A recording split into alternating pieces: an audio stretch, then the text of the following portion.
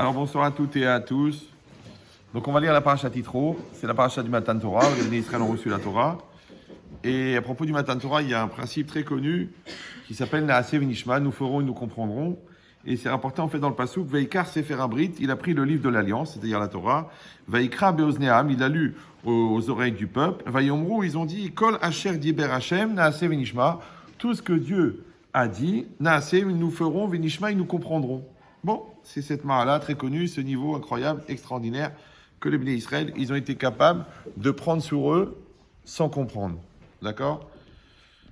Bon, a priori, ça n'a pas l'air d'être tellement malin, parce que quelqu'un qui fait les choses sans comprendre, a priori, nous, on appelle ça un imbécile, mais la Torah, elle dit que c'est quelque chose d'extraordinaire.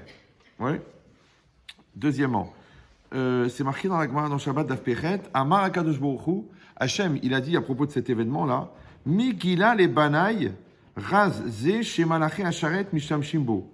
Qui a dévoilé à mes enfants ce secret, donc ce secret l'a donné à Sevenishma, nous ferons, nous comprendrons, chez Malaché Asharet Mishtam Shimbo, que les anges de service utilisent. Vous avez entendu que les anges, ils ont cette qualité, cette capacité de dire et de faire, nous ferons et nous comprendrons. Il dit pourquoi? Chez Neymar, parce que c'est marqué dans le Passouk, Baruch Hu Hashem, bénissez Hashem Malachai, mes anges, Osé Devaro, qui accomplissent ma parole, Lishmoa, qui accomplissent sa parole, Lishmoa Bekol Devaro, pour écouter dans la voix de sa parole.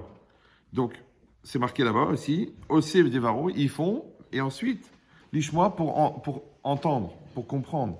Donc là-bas aussi, on voit que les anges, ils ont fait passer l'acte avant la compréhension. Et ça, c'est quand même quelque chose qui est spécial. D'accord ? Premièrement. Deuxièmement, c'est que ça a l'air d'être que c'est quelque chose qui est fait pour les anges. Donc comment est-ce que les Bnei Israël, qui sont a priori des êtres humains, ils ont pu avoir ce niveau-là ? Et enfin, la logique, c'est que normalement, quelqu'un ne peut pas s'engager sur quelque chose qu'il ne comprend pas ou qu'il ne connaît pas. Même quand vous allez acheter une maison, signer un contrat, n'importe quoi, vous êtes obligé d'écrire de manière manuscrite, lue et approuvée. Maintenant, personne ne le fait. C'est-à-dire, vous le faites, mais quand vous signez, je ne sais pas moi, un achat d'une maison avec 150 pages, ouais, on vous dit mettez la signature, lui approuvé, après vous mettez les initiales sur chaque page, et après, dernière page, vous remettez lui approuvé, vous signez. Attends, tu crois que, je ne sais pas, moi, j'ai pas acheté beaucoup de maisons, mais je veux dire, qui c'est qui va relire les 150 pages du contrat de vente ?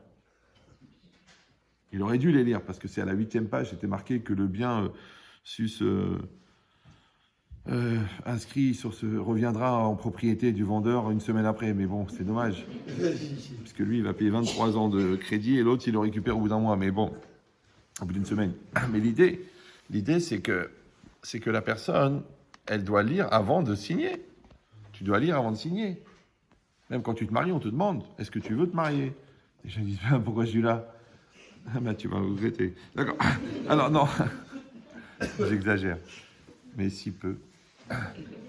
Alors, bon, j'avais un petit problème de réglage. Il faut que je demande à Delahousse comment il fait. Alors, c'est pas grave. Alors, il y a une Gemara dans Shabbat, d'Af Pechet, qui dit comme ça. À Ouzdouki, il y avait un juif hérétique, un Zdouki. Des Chazia les Rava des Merian Beshmata. Il a vu Rava, qui était un très très grand Rav, un Amora de l'époque de la Gemara, qui était en train d'étudier en études approfondies. Veyadve Asbarte, il était assis sur ses doigts. Donc vous avez compris, il était assis comme ça. Ouais. Et Rava, il était d'une certaine corpulence, qu'on appelle une surcharge pondérale, que vous appréhendez toutes d'ailleurs. C'est pas grave. Il dit, et il était tellement fort et tellement lourd, Vekam Avran Asbate Dama, et il y avait du sang qui coulait de ses doigts. Mais il était tellement concentré qu'il ne s'en rendait pas compte.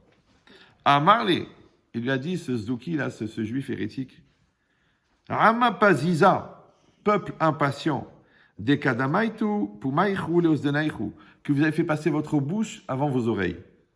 Il dit à Katip, vous êtes encore dans votre peur, là, vous êtes encore dans votre erreur. D'abord, vous auriez dû écouter. Qu'est-ce qu'on va vous proposer? D'accord, la Torah qu'on va vous proposer. D'abord, vous auriez dû. Imatsitu, si vous pouvez, kablitu, vous l'acceptez. Veilo, le kablitu, sinon vous ne l'acceptez pas. En français, on appelle ça signer en connaissance de cause. D'accord? Donc d'abord tu écoutes, et après tu fais, non, vous, qu'est-ce que vous êtes? Vous êtes empressé. Le bon Dieu l'a dit, la Torah, c'est bon, hop, vous avez signé. Oh!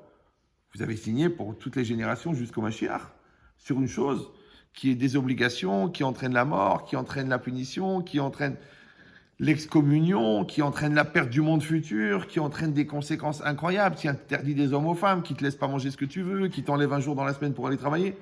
Tout ça, vous avez pris sur vous sans réfléchir. Il fallait lire le contrat, doucement. Alors qu'est-ce que tu dis? Shabbat interdit, ah, c'est compliqué. Le meurtre pas recommandé, oh, dommage. D'accord. Le vol, impossible. Comment rater une mitzvah? D'accord. Donc, il dit, donc c'est ça ce qu'il a dit le Tzduki à Rava. Qu'est-ce qu'il a répondu Rava? La réponse, elle est bizarre. Amarle, il lui a dit, Anan desaginan beshlemuta, nous qui nous protégeons par la shlemut, c'est-à-dire par l'intégrité. Il dit qu'Etiv Ban, c'est écrire notre propos, donc il parle de lui et de tous les gens sérieux religieux. Il dit, Tumat yesharim tenachem, l'intégrité des gens droits, tenachem les consolera. Anach inche desagan be'aliluta, par contre les gens qui s'entourent et qui se protègent, be'alilut, ça veut dire les choses tordues, l'embrouille. Ketiv Baou, c'est marqué à leur propos, Vesalaf Bogdim, la perversion des rebelles, Yeshdam les ruinera. Bon, ça c'est ce qui est écrit dans la Gemara. D'accord? Maintenant, finalement, ce qu'il a dit le Tzduki, c'est pas complètement idiot. C'est vrai que normalement, tu dois lire avant de signer, premièrement. Et même quand on fait un contrat, dans n'importe quel domaine, que tu sois une relation commerciale, ou une relation de partenariat, ou une relation d'échange, ou une relation de mariage, quand l'acte va, on est obligé de signer après qu'on a lu le contrat. C'est comme ça. C'est une loi. Pourquoi?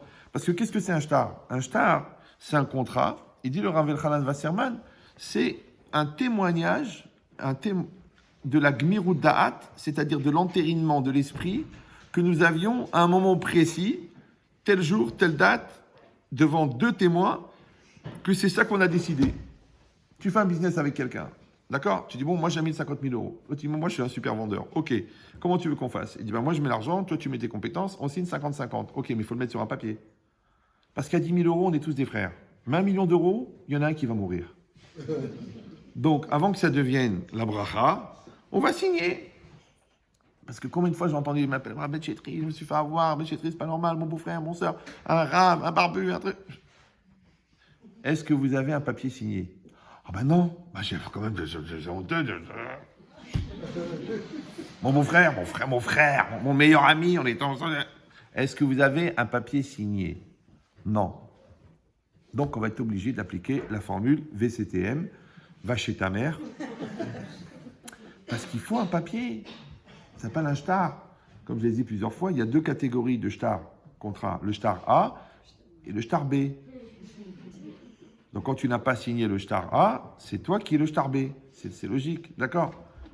Maintenant pourquoi? Parce que comme disait le Rav Zekri, les paroles passent, mais les écrits restent.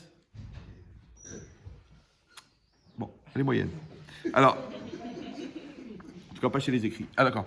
Donc maintenant c'est quoi l'idée? C'est qu'il a raison, ce Tzduki là. C'est vrai. Pourquoi vous avez signé avant de regarder? Premièrement. Deuxièmement, la réponse du Rav, elle ne correspond pas. La réponse de Rava. En quoi elle répond à la personne? D'accord? Lui, il a posé une question intelligente. Il fallait lui répondre. Une réponse intelligente. Non, il répond à Passouk. Il dit voilà, nous qui sommes dans la tmimout, qui sommes dans la pureté, qui sommes dans la confiance, voilà ce qui va nous arriver. Vous qui êtes dans le tralouet, qui êtes dans l'embrouille, voilà ce qui va vous arriver. Mais l'autre, il n'est pas venu de mauvaise foi. Il n'est pas venu tricher, pas venu mentir, il n'est pas venu embrouiller. Il est venu lui dire, écoute, vous auriez dû réfléchir avant. Ouais. Comme si, écoutez bien, comme si des fois, de réfléchir, c'est pas conseillé. Et dans l'absolu, c'est pas complètement débile. Pourquoi? Parce qu'on a beau être des gens très intelligents, des intellectuels, des pragmatiques, des scientifiques, des érudits. Mais si tu regardes bien, les plus grands choix de la vie, tu les fais sans réfléchir. Quand tu rencontres la bonne personne, t'as déjà vu le gars, il fait des tests, il a fait passer, il vérifie qu'elle a été passée sous 30 millions de consommateurs, ou il fait un test génétique sur 4 générations. Non, il dit écoute, c'est elle. Et d'ailleurs, s'il l'a rencontré à la banque, et puis c'est un siman d'Hachem, parce qu'il est marqué LCL. D'accord. La BNP, ça marche pas. Mais LCL, ça passe bien. Ouais. C'est pareil, tu rentres dans une maison, le mec il visite 1 million de maisons. Tu rentres dans la maison, tu fais comme ça, tu vois les volumes, tu vois comment tu te sens, tu signes. Attends, c'est 982 000 euros. Tu peux voir s'il y a un vice caché, s'il y a un truc. Écoutez, je la sens cette maison. D'accord? Donc ça veut dire quoi? C'est qu'en fait, les plus grands choix de la vie, tu les fais sans réfléchir. Alors à quoi ça sert d'avoir un QI, mais énorme, plus que l'oiseau qui en a 2, le QI, d'accord? Puisque de toute façon, les grands choix, pourquoi tu as choisi d'être médecin? Je sais pas, pourquoi l'autre il est rentré à l'Yeshiva, l'autre il est rentré en fac de droit. Écoute, la vérité, j'étais jeune, je sais pas pourquoi, un mec qui m'a attrapé, il m'a dit ouais, la Torah. L'autre il est rentré. Ben non, c'était un grand rave en Israël. Ouais, l'autre il a dit écoute, tu sais, qu'est-ce que tu fais après le bac? Mais je sais pas, j'ai pris à droite. Ben viens, on fait du droit. Waouh! Heureusement qu'il ne lui a pas dit va te faire soigner, parce qu'il aurait été médecin. D'accord? Mais des fois, ça tient un peu de choses, hein. Je vois des gens, je vois des chalabaïtes bizarres. Je dis, mais comment ça se fait que vous l'avez épousé? Il me dit, il était là. Ça, c'est l'argument le plus cartésien que j'ai entendu de ma vie. Hein. Mais pourquoi lui? Ben, il était là. J'ai le poteau aussi. Bah oui, le poteau aussi. On était potes d'ailleurs, les deux. Ouais. T'épouses pas quelqu'un parce qu'il est là. L'autre, elle m'a dit, bah, il a beaucoup insisté. Attends, mais dans quelle branche il travaille, le papier de verre? Oh, à l'usure. Référencé sur blata.com. Ouais. Mais il a eu quand même. Voilà, ils se sont mariés les deux. Donc c'est quoi l'idée? L'idée, si tu viens à réfléchir, encore une fois, que tu développes une capacité d'analyse, que tu as un quotient intellectuel incroyable, que tu as une capacité cartésienne, cognitive, une culture, une puissance, un raisonnement, mais dans les grands choix, tu réfléchis pas. Comme si le bon Dieu il te laissait les détails. Bon, tous les petits détails, les délais lourdeurs, arranger la maison, organiser le crédit, gérer l'éducation. Tous les détails, il te les laisse. Vas-y, utilise ton cerveau. Mais les grands choix, c'est moi qui m'en occupe. Parce que c'est quoi l'intuition? C'est quoi l'instinct? L'intuition, chez les gens purs, ça vient d'un neshama. Chez les gens moins purs, ça vient de l'estomac. C'est un syndrome, c'est dans le ventre. Tu as une intuition. Tu sens que c'est elle. Un syndrome, ça s'appelle Gabriel. Chez les jaunis. Les gens qui se lèvent la nuit en criant. Gabriel. Je dis, mais pourquoi tu l'as épousée, elle? J'arrive. Donc, encore une fois, d'un côté, le Zdouki, il n'a pas tort. Tu vas signer quelque chose. Réfléchis. D'un autre côté, au fond, les plus grands choix de la vie, on les prend de manière impulsive. Maintenant, le problème, c'est quoi l'impulsion? Et c'est quoi la garantie que cette impulsion, elle ne vient pas du Yetzer Hara? Elle ne vient pas de la bêtise, elle ne vient pas de la lourdeur, elle ne vient pas de la manipulation, elle ne vient pas de la pression sociale, elle ne vient pas de ton manque de préparation ou de ton manque de caractère, parce que celui qui n'a pas de caractère, il va suivre celui qui va l'influencer. Tout le monde sait que dans la vie, il y a des influençables et des influenceurs. Même c'est devenu un métier aujourd'hui, influenceur. Ouais. Tellement les gens, ils n'ont pas d'influence personnelle qu'ils ont des influenceurs qui leur disent « faut se maquiller comme ça, arrange tes cheveux, oh là là, ça a marché, hein, merci Jennifer. Oh là là, voilà, dommage, j'aurais pu te faire greffer un cerveau. » D'accord? Donc l'idée, c'est ça. C'est que ça restera, que le monde, il est fait, ce qu'on appelle la comète et les poussières de la comète. Maintenant, la comète entraîne les poussières. Alors toi, tu voudrais bien être la poussière de la comète, c'est dommage, tu aurais pu être la comète. Maintenant, la comète, c'est quoi? C'est celui qui crée le mouvement. Maintenant, tu ne vas pas être la comète de Am Israël, tu ne vas pas être la comète du monde, mais tu peux être déjà la comète de ta famille. Tu peux être influenceur de ta famille, tu peux être influenceur de ton couple, tu peux être influenceur de tes enfants, tu peux être influenceur de tes élèves. Il y a de quoi faire déjà avant d'être l'influenceur maximum ou l'influenceuse maximum. Il dit, mais ça vient de quoi? Ça vient du fait qu'il y a une impulsion très très puissante qui part de l'intérieur. Mais le problème, c'est que celui qui n'a pas une cartographie très très précise de son intériorité, des fois, il peut avoir du mal à savoir d'où vient le signal. Est-ce que le signal, il vient de lui? Est-ce que le signal, il vient de sa neshama? Est-ce que le signal, il vient de son Yetzer Hara? Parce que c'est compliqué à l'intérieur. Encore une fois, les 3/4 des gens, ils vivent sur leur extérieur. Ça veut dire qu'ils sont spectateurs de leur propre comportement. Oui, ils sont choqués par leur réaction. Alors que normalement, une réaction, c'est censé être la réaction à une action. Donc toi, tu es le propriétaire de l'action qui va être le fruit de l'action en tant que réaction. Alors si toi-même tu te surprends à dire oh, j'ai dit un truc, j'ai fait une chose, franchement, j'ai eu une réaction incroyable, c'est dommage. Parce qu'on n'est pas obligé d'être tous religieux, mais on est tous obligés d'être autonomes.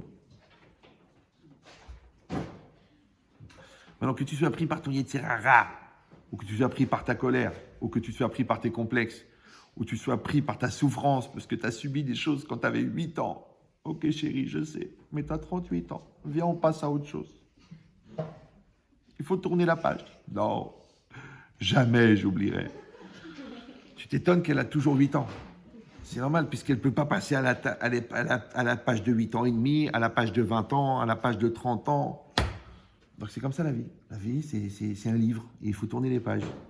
Les gens, ils ne veulent pas. Non. Alors, ils n'avancent pas. Maintenant, c'est pratique d'avoir une bonne raison de le faire.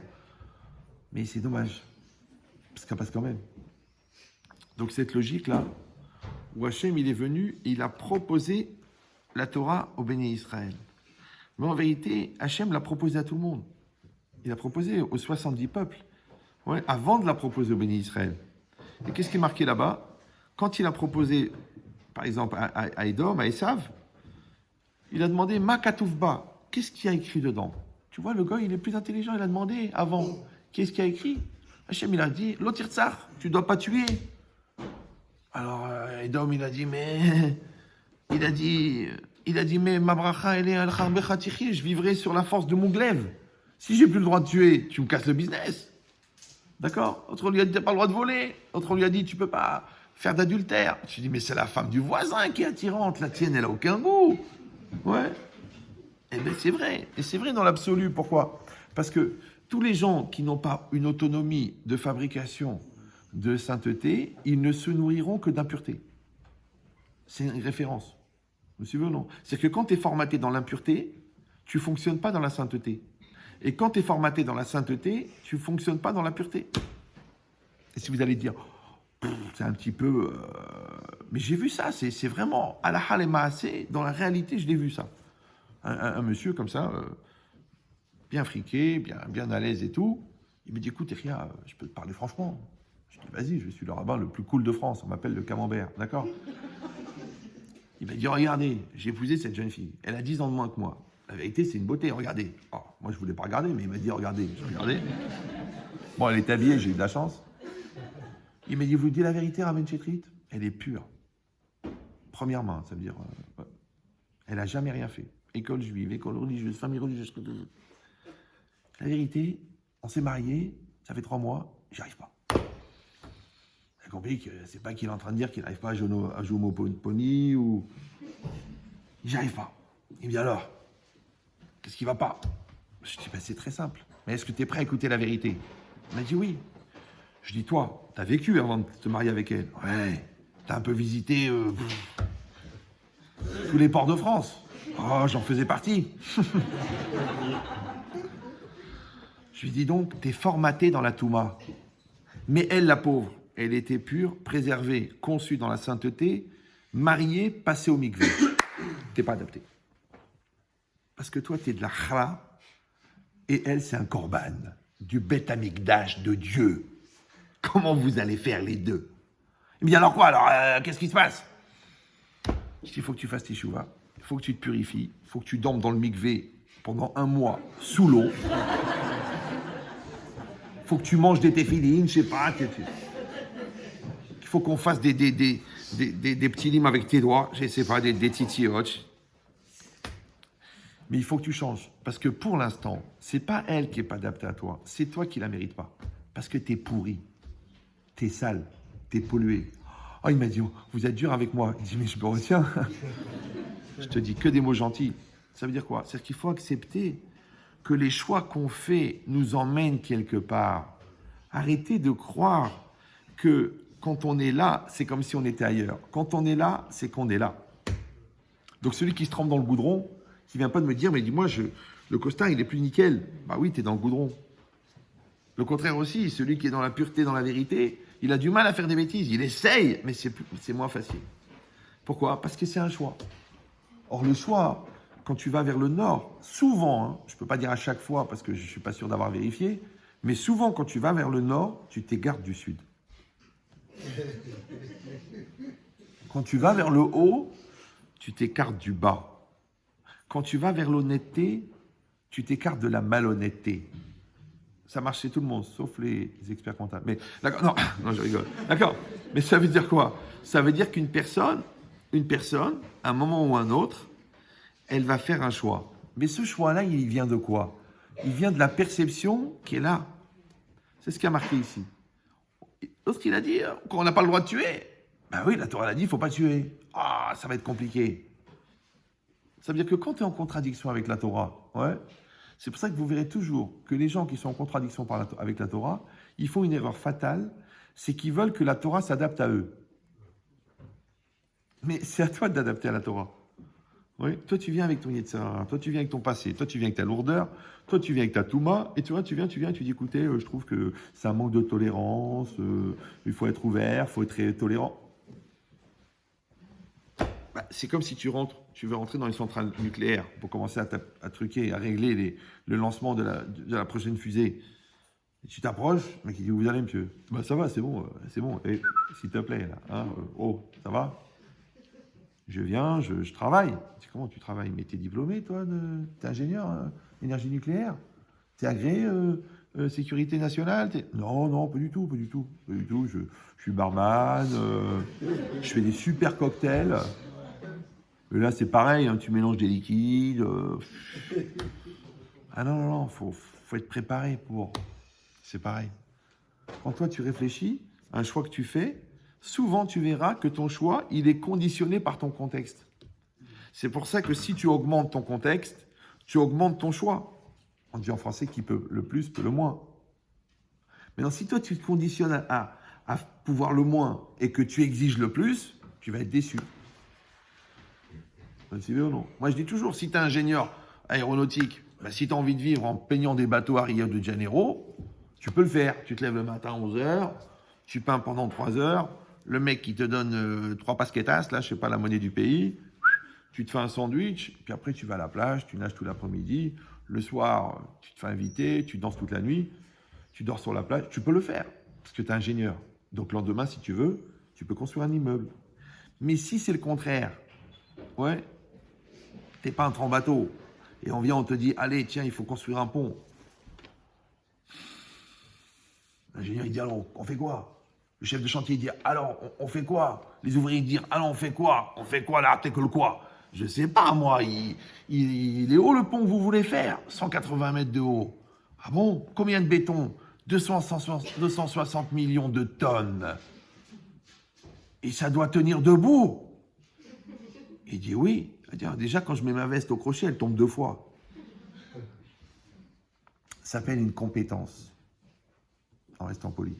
D'accord? Donc, tu as bien compris que quand tu augmentes ta compétence, tu augmentes ta liberté. Quand tu diminues ta compétence, tu limites ton choix. Ça va? C'est pour ça que j'ai toujours dit que les paresseux devraient être travailleurs. Parce qu'un travailleur, en fin de compte, en travaillant moins, il gagnera 10 fois plus qu'un paresseux. Alors que le paresseux, qui a bien glandé, il va falloir qu'il travaille 10 fois plus pour gagner ce que le travailleur gagne en un mois. Après, il dit, ouais, les inégalités sociales, les gilets jaunes. Mais fais des études, travaille, prends des risques. Fais du business. Ah non, c'est trop risqué, ça te donne des cheveux blancs, ça fait du stress. Ok, mais tu veux acheter cash ta maison à 8 millions d'euros, il faut les gagner. Attendez, moi j'ai le RSA, c'est pas évident. Ok, alors tu prends ton HLM et tu te tais. Et estime-toi heureux que tu as un HLM. Toute la vie, c'est pareil. Ouais, tu veux des enfants intelligents, mais attention, quand ils sont nés, il faut les assumer, hein, c'est pas juste l'accouchement. Hein. Tu veux un conjoint puissant, mais il faut être à la hauteur. C'est logique. Il faut que la carrosserie, elle aille avec le moteur. Sinon, en démarrant, tout va rester en arrière. Toute la vie, c'est comme ça. Donc, les béné Israël, quand Akadosh Baruch Hu leur a proposé la Torah, ils ont sauté tout de suite. Tu aurais dit, attends, tu aurais dû faire peut-être une espèce d'étude de marché. une étude de compétences, une projection, un prévisionnel. Est-ce que tu seras capable ou non? Non. Qu'est-ce qu'ils ont fait? Ils ont plongé. Ouais. C'est pour ça qu'il y a beaucoup de gens, quand tu leur parles de la teshuva, ils te disent, vous savez, Rav, je préfère ne pas avancer parce que ça serait pas bien d'avancer puis après de reculer. Voilà, tu dis, vous savez, je peux pas m'engager. Je suis profondément honnête, je suis profondément entier dans mes choix et je préfère ne pas m'engager. Je dis, imagine, ta mère, elle t'a énervé, d'accord? Elle a oublié de déposer la lettre aux impôts et il va y avoir 10% de pénalité. Bon, tu me diras 10%, c'est ta mère. Ok, mais 10%, c'est 83 000 euros. Donc tu vas chez ta mère, tu lui dis, maman, tu as fait une grosse gaffe. Il me dit, Narpébesque, je sais, j'ai fait une grosse bêtise. J'étais en train de regarder les feux de l'amour, j'ai oublié. C'est pas grave, maman. Tu l'attaches les mains dans le dos, tu l'attaches les pieds, tu la mets au bout du couloir, tu prends un élan de 12 mètres, mais comme si c'était le penalty de la finale de la Coupe du Monde, et la tête, c'est le ballon. Et tu lui mets toute la puissance, et tu tapes dans la tête un coup de pompe de malade. Je dis, t'es capable de faire ça? Il m'a dit, mais Rav, vous êtes fou, quoi. Je dis, je suis fou. Mais toi, tu peux t'engager à ne jamais le faire? Bien sûr, je ne le ferai jamais. Il me dit, bah, tu vois bien qu'il y a des choses auxquelles tu arrives à t'engager. Il m'a dit, vous êtes cinglé. Il n'a pas tort, la vérité. Mais d'un autre côté, si tu trouves ça horrible de mettre un coup de pompe dans la tête de ta mère, le Zohar, il dit que quand un homme juif, il fait une faute, c'est comme s'il prenait la tête de Dieu et qu'il la mettait dans un pot d'excréments. Donc je suis pas tellement excité, moi. Hein. Je t'ai pas dit de prendre la tête de ta mère et de la mettre dans un pot d'excréments. Gênant. C'est vrai que le Zohar, il va plus loin que nous. Hein. La Torah, elle va plus loin que nous. C'est nous qui sommes un peu timides de ne pas dire des bêtises. Ouais. Donc c'est marqué ici. Donc d'un côté, tu dis j'arrive pas à m'engager, d'un autre côté, tu t'engages, premièrement. Deuxièmement, écoute, et ça c'est un peu plus fin au niveau psychiatrique. Quand vous voyez l'énergie, l'engagement, la puissance et la détermination que les gens mettent à faire des fautes, tu dis on dirait qu'ils ont fait un vœu. C'est vrai. C'est qu'il y a des gens, ils vont dormir tout le Shabbat pour être en forme toute la nuit de samedi soir. Mais quel Messirut Nefesh! Quel sacrifice! Ils vont pas aller à la synagogue vendredi soir. Ils vont pas aller à la synagogue samedi matin. Ils vont faire un coma éthylique depuis samedi après-midi, depuis vendredi après-midi. Ils vont dormir pratiquement 28 heures pour avoir la chepée le soir en boîte dans l'espoir de pécho. C'est les mêmes lettres, hein. Alors qu'ils vont pécho autre chose, qu'ils vont regretter pendant des années. Enfin, c'est quand t'as l'hépatite qu'on s'en rappelle, d'accord? Mais c'est ça l'idée. L'idée, c'est ça. C'est que quand tu vois la puissance que l'on met et la détermination que l'on met pour faire des fautes, et si vous allez dire, ouais, c'est quand même un peu tordu comme raisonnement, non, puisque les Chachamim, ils disent que la teshuva, c'est comme de déraciner un vœu. C'est qu'en fait, quand tu fais du mal, c'est comme si tu as fait un vœu de le faire. Maintenant, Alvaï, ça serait bien qu'on arrive au même niveau de détermination dans le bien. Vous me suivez ou non? C'est-à-dire que le jour où tu feras le bien avec le même engagement que le mal, tu n'auras pas de problème dans la vie. Le jour où tu mettras les forces et la réflexion que tu mets pour légitimer ta glande, tu la mettras pour trouver des solutions, mais tu seras Superman. Les gens, ils se cassent la tête à trouver des trucs pour éviter de faire des efforts, de déporter la responsabilité sur les autres, d'esquiver la maturité. Qu'est-ce qu'ils font comme effort pour rester bêtes? Alors qu'il suffit de rester naturel. Eh bien, le jour où l'énergie que tu mets dans le mal, tu la mettras dans le bien, mais tu vas être quelqu'un d'incroyable. Le problème, c'est que le mal, tu n'as pas besoin d'avoir l'initiative, puisque tu es téléguidé par ton Yetzer Hara. Bon, nous, on appelle ça Yetzer Hara. Bon, tu peux l'appeler par tes névroses, tu peux l'appeler par ton conditionnement négatif, tu peux l'appeler par ta non-présence. Parce que c'est tellement confortable de se laisser aller, alors que c'est tellement éprouvant de se prendre en main. Donc il y aura toujours une tendance naturelle à se laisser aller plus facile. Il faut juste être capable de décider à un moment ou à un autre, de reprendre le contrôle, de se reprendre en main, de prendre en main sa vie, de prendre en main ses choix, de prendre en main ses décisions, pour commencer, et c'est là que ça devient grave, pour commencer à vivre sa vie. Parce qu'en vérité, la Teshuvah, pourquoi c'est comparé à la résurrection des morts? Parce que c'est là que tu commences à vivre. Avant ça, tu étais un robot manipulé par des pulsions et par des tendances. C'est pas toi, ça. Donc ici, quand les Bnei Israël, Hachem, il est venu. Il leur a proposé la Torah. D'accord? Qu'est-ce qu'ils ont fait, eux? Ils ont fait une énorme bêtise. C'est qu'ils ont fait confiance à Dieu. Donc, tu veux ou non? De la même manière, il y a des gens qui font une énorme bêtise. Ils font confiance à leurs parents. Et ça, c'est un des phénomènes bizarres du mariage. Tu as des gens, ça fait 24 ans qu'ils s'occupent de toi. Ils te connaissent un peu puisque tu viens d'eux. Ils t'ont nourri, ils t'ont logé, ils t'ont occupé de ta hnouna, ils t'ont suivi dans tes redoublements, dans tes bêtises, dans tes stress, dans tes angoisses. Ils t'ont poussé au bac, ils t'ont poussé à la fac, ils t'ont poussé à réussir. Mais tu les écoutes pas. Et il arrive, Wardahor, espèce de mutant difforme que tu connais depuis une semaine. Tu dis, tu sais, j'ai pensé à quelqu'un pour toi, je trouve que vous allez bien ensemble. Et toi, tu dis, ouais, pourquoi pas? Ça doit être Mina Shamaïm. Mais en fait, le mec, il a filé 400 € pour faire le truc. Toi, tu sais pas. En fait, il est tordu, en fait, il est malade, en fait, lui, il a 10 mois de juin dans une seule année, lui. Des fois dans la même semaine, des fois dans la même journée. Il a un calendrier bizarre. Ouais. Et tes parents te disent, écoute ma fille, on l'a reçu, on lui a parlé, il tient pas la route, il est léger, il est menteur, il est... Ouais, mais vous ne me comprenez pas, de toute façon vous m'aimez pas. Mais, mon amour, le gars qui t'a conseillé, la copine, d'où elle sort celle-là? C'est même pas un cerveau, c'est une espèce de gelée de poulet qui bouge comme ça. Nous, on a donné notre vie pour toi. Ta mère, elle a fait des ménages pendant des années pour que tu termines ta fac de droit. Et tu crois que nous, on veut ton mal? Ouais, mais de toute façon, vous n'êtes jamais d'accord, et puis c'est mon choix. Mais chérie, pour avoir un choix, il faudrait quelqu'un derrière pour assumer. Quand tu dis « je veux », le « veux », ok, mais le « je », c'est qui? Calimero. Surtout quand tu confonds détermination et obstination. Parce qu'il y a des gens qui sont têtus, ils croient qu'ils ont de la personnalité. Non, le sens de la contradiction n'est pas un signe d'intelligence. Puisque dans contradiction, il y a tradiction. Et il y en a qui sont vraiment complètement contradictoires. Puisque eux-mêmes, ils disent non, non, non, non, non.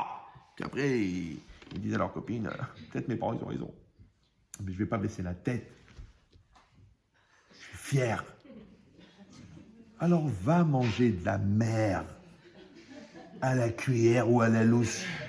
Après, tu reviens avec tes 3 enfants et tu dis, maman, j'ai parti avec la bonne. Mais je croyais que c'était toi la bonne. Ben non, moi je suis la mauvaise, c'est elle la bonne. Et voilà. Vous avez compris maintenant. Donc ça veut dire quoi? Ça veut dire que, encore une fois, on doit être intelligent. On doit avoir une capacité d'analyse incroyable. On doit avoir une sensibilité qui nous permet de scanner la réalité. On doit avoir un équilibre entre notre sensibilité et notre cerveau. On doit avoir une maîtrise de notre sérénité intérieure. On doit être capable d'assumer les écueils de la vie, les tempêtes, de la réalité. Et à part ça, on doit avoir confiance. Même si veut. Et c'est ça la question. Est-ce que la confiance, c'est un signe d'intelligence ou la confiance, c'est un signe de khmar? Par exemple, il y a des gens qui ont confiance en personne. Les vrais perturbés, ils ont confiance en personne. Tu sais pourquoi? Et je voudrais que ça reste entre nous. Vous aussi. En fait, pour avoir confiance en l'autre, il faut avoir confiance en soi. Et que les gens qui te disent « j'ai confiance en personne », parce qu'il n'y a personne en qui avoir confiance. Donc ils ont confiance que en personne. Or, personne, c'est personne. Maintenant, quand toi, tu arrives à voir la valeur d'une personne, c'est parce que tu as un instrument de mesure qui s'appelle la valorisation personnelle. Donc les gens qui n'ont pas confiance en eux ne peuvent pas avoir confiance dans les autres. Maintenant, à un moment ou à un autre, il y aura toujours de la confiance. Tu signes un contrat, il y a une part de confiance. Tu reçois un chèque de quelqu'un, il y a une confiance. Tu prends l'avion, il y a une confiance. Toute la vie, c'est ça. Tu te couches le soir, est-ce que tu vas te réveiller le matin? Tu dis, Shalom, c'est nous. Tu as confiance. Tu commences tes études, tu as confiance de les terminer. Tu te maries, tu as confiance de rester avec la même personne toute ta vie. Donc, on est condamné à avoir confiance. Alors, les gens qui te disent, j'ai pas confiance, toute leur vie, ils traversent le fleuve sur la partie la plus fine de la couche de glace. Donc, ils sont très, très stressés. Après, ils attrapent des ulcères. Après, ils attrapent des eczémas. Après, ils attrapent des maladies de Crohn.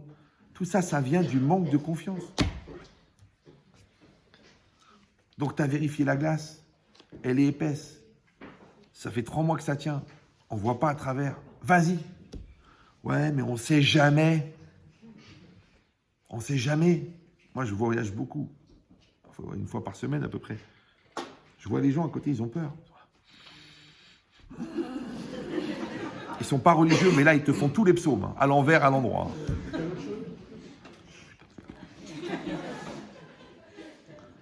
Et moi, je leur dis, mais pourquoi vous avez peur? Ils me disent, vous savez, le décollage, l'atterrissage, c'est le moment le plus critique et tout ça. Ça change rien. Hein. Si l'avion explose. Il me dit, vous n'avez pas peur? Je dis, non. Il me dit, mais pourquoi? Je dis, parce qu'on va tous mourir. Ben Chetri, Ben Laden, ils ont peur. Hein. En plus, j'avais un pull bien gonflé comme ça, avec les marques de scotch. Donc, en plus, tout le monde m'appelle la bombe. Alors, ça veut dire que c'est vrai qu'on va mourir. Ouais. Maintenant, ce qu'il faut savoir, c'est qu'il faut avoir conscience des choses, mais il ne faut pas avoir l'angoisse des choses. Vous me suivez ou non? Tu sais que le mariage, c'est pas évident. Il faut avoir conscience, mais pas l'angoisse. Tu sais que l'éducation, c'est pas évident. Ouais, tu vois, mais quand tu parles des gens, on voit que c'est plus une question d'angoisse que de conscience. Non, tu dois avoir conscience. Parce que les adultes, ils ont conscience et les enfants, ils s'angoissent. Maintenant, je ne t'ai pas dit à quel âge. Donc, en fait, la seule manière de rentrer dans une réalité, c'est la confiance. Après, tu dis, ouais, mais d'où elle vient la confiance? Ben, c'est très simple. 50%, c'est une confiance en soi. 50%, c'est une confiance en Dieu. Tu ne crois pas en Dieu? Ben, tu as confiance en la vie. Tu as confiance dans l'autre. Ta foi. Parce que c'est ça la foi. D'ailleurs, confiance, en latin, c'est confiance, avec foi. La confiance, c'est d'avoir la foi. Maintenant, la foi dans quoi? La foi dans ce qu'on ne connaît pas. Parce que la foi dans ce qu'on connaît, c'est pas la peine puisque tu l'as devant toi. Donc la foi, c'est d'être capable de s'investir dans une chose que tu ne vois pas ou dans une chose que tu ne connais pas. C'est pour ça que tu dois avoir la foi dans la réussite de tes enfants. Tu ne la vois pas. Dans l'intelligence de ton mari. Tu ne la vois pas. Dans l'amour de ta belle-mère. Ah, ça marche pas. D'accord. Donc, ça veut dire qu'une personne, en vérité, elle est obligée d'avoir la confiance. Alors, comment on appelle, nous, la confiance? L'aïmouna. Alors, c'est quoi l'aïmouna? L'aïmouna, c'est aussi une capacité de s'investir dans une chose qu'on ne connaît pas. Tu te maries, t'es mamina. Si Dieu veut, ça va aller. On va travailler, on va réussir. Pourquoi pas? On ne sait jamais. Tu sais combien il y a de divorces? Prends les statistiques, prends les trucs, les caractériels, les faux, les pervers narcissiques qui poussent plus que les champignons. Tous les hommes du monde sont pervers narcissiques aujourd'hui. C'est la nouvelle mode. C'est comme ça. Dès qu'il a des cheveux, le mec, il est pervers. Ouais. Alors que c'est faux. Surtout que son père est de droite, donc il n'est pas du tout écologiste. D'accord? Donc c'est quoi l'idée? L'idée, c'est que tu rentres dans quelque chose avec confiance. On a dit la confiance, c'est une espèce d'équilibre entre un pendant intérieur qui s'appelle la confiance en soi, un pendant extérieur qui s'appelle la confiance en Dieu. S'il manque un des deux, déséquilibre. Tu marches comme ça, ça ne va pas être facile. J'espère y arriver. Et toutes tes phrases, elles se terminent par « mais ». Mais c'est pas évident. Mais j'en sais rien. Mais on sait jamais. Mais ça n'arrive pas qu'aux autres. Mais c'est un problème. C'est un problème. Pourquoi? Parce que quand tu ne crois pas en Dieu, ben, tu l'empêches d'intervenir dans ta vie. Quand tu ne crois pas en toi, tu te coupes les bras et les jambes. Alors tu t'étonnes que ça n'avance pas. Et le pire, c'est que tu confortes ton non-choix en disant que la réalité a prouvé que tu avais eu raison. C'est extraordinaire. Là, on est vraiment dans le psychiatrique de bas niveau. Ouais. Le mec, il dit, je t'avais dit que ça ne marcherait pas. Mais en fait, il a tout fait pour que ça ne marche pas. Et ça ne marche pas. Ah ben voilà quelque chose de cohérent. Non, c'est quand tu t'es donné les chances que ça marche et que ça ne marche pas, que tu peux te poser des questions. Mais quand tu as tout fait pour que ça ne marche pas et que ça ne marche pas, ne viens pas me dire, j'ai bien eu raison de dire que ça ne marcherait pas. Mais t'es lourd ou quoi, toi? C'est le mec qui jure sur la tête de sa mère qui ne veut pas démarrer la voiture. Il dit alors, tu vois, elle n'avance pas. Il faut la démarrer. Tu veux toucher les royalties, mais il faut investir. Tu veux le diplôme, mais il faut faire les études. Mais comment j'ai... Mais, alors là, vraiment, j'ai pas pensé. C'est ça ton problème. C'est que tu crois que penser, c'est utiliser des pansements. En hébreu, penser, c'est l'archov. Penser, c'est les hitbonen. Les hitbonen, ça veut dire réfléchir. Mais ça vient de bonnet. Bonnet, c'est pas un bonnet. Bonnet, c'est construire. Donc, si tu vois que ton raisonnement n'est pas construit, il ne va pas tenir la route. L'archov, ça veut dire penser, mais ça vient de chachouv. Si tu vois que tu ne donnes pas de l'importance à ce que tu penses, si tu n'as pas des principes fondamentaux importants, chachouv, qui dirigent ta vie, c'est pas de la machashava. C'est juste de l'activité cognitive. Parce que les gens, ils croient que parler, envisager, développer, raisonner, ça s'appelle la réflexion. Non, en hébreu, ça s'appelle la parchanout. C'est-à-dire que tu prends une petite savonnette, petite en volume, petite en poids, mais avec la mousse que tu as fait, tu as rempli la salle de bain. Tu as fait une cathédrale de mousse de savon. Et tu dis, Ria, mais comment je vais faire? Je lui dis, mais attrape la savonnette. Parce que tout le reste, c'est du baratin. Tout le reste, c'est de la peur. Tout le reste, c'est de la littérature pour justifier ta nullité ou le fait que tu n'as pas le courage d'y aller. C'est tout. C'est du baratin. Eh bien, ça veut dire quoi? Ça veut dire que la confiance, c'est un critère obligatoire de la vie. J'arrive même pas. La vérité, je comprends même pas, quand les gens n'ont pas confiance, comment ils ont survécu jusque-là. Comment leur couple, il a tenu. Ça s'appelle les montants compensatoires. C'est-à-dire que quand toi, tu n'as pas confiance, l'autre, il a 2 fois confiance. Mais les gens qui ont 2 fois confiance, leur patience, elle se détruit 2 fois plus vite. Parce que c'est fatigant d'être adulte pour 2, c'est fatigant d'être généreux pour 2, c'est fatigant d'être intelligent pour 2. Surtout que l'autre, il ne devient pas intelligente ou intelligente, pas de sexisme, ouais, sous prétexte que de toute façon, il sait que tu vas être intelligent pour. Et c'est normal. Après, tu dis, ouais, mais c'est peut-être mon rôle, c'est peut-être ma mission. J'écoute-moi bien. Mère Teresa, il n'y en a eu qu'une. Et on l'a canonisée. Donc arrête de nous faire le coup de la mission. Ouais, peut-être que je suis là pour le ramener, peut-être que je suis là pour l'aider, peut-être que je suis là pour l'amener à la Torah. Pour l'instant, elle est en train de t'emmener au Guéhinam. Pour l'instant, elle est en train de t'emmener à la dépression nerveuse. Donc, quelle mitzvah parce que suicider en une fois, c'est assourd, mais suicider petit à petit, c'est aussi assourd. Pas obligé de te suicider en une fois. Tu peux faire ça en douceur, par petits paiements. Il y en a, il veut se couper la tête avec une scie à métaux. C'est long. En Arabie Saoudite, ils vont t'expliquer comment il faut faire. Ouais. Donc c'est ça l'idée. L'idée qu'à un moment ou à un autre, on va avoir besoin de la confiance.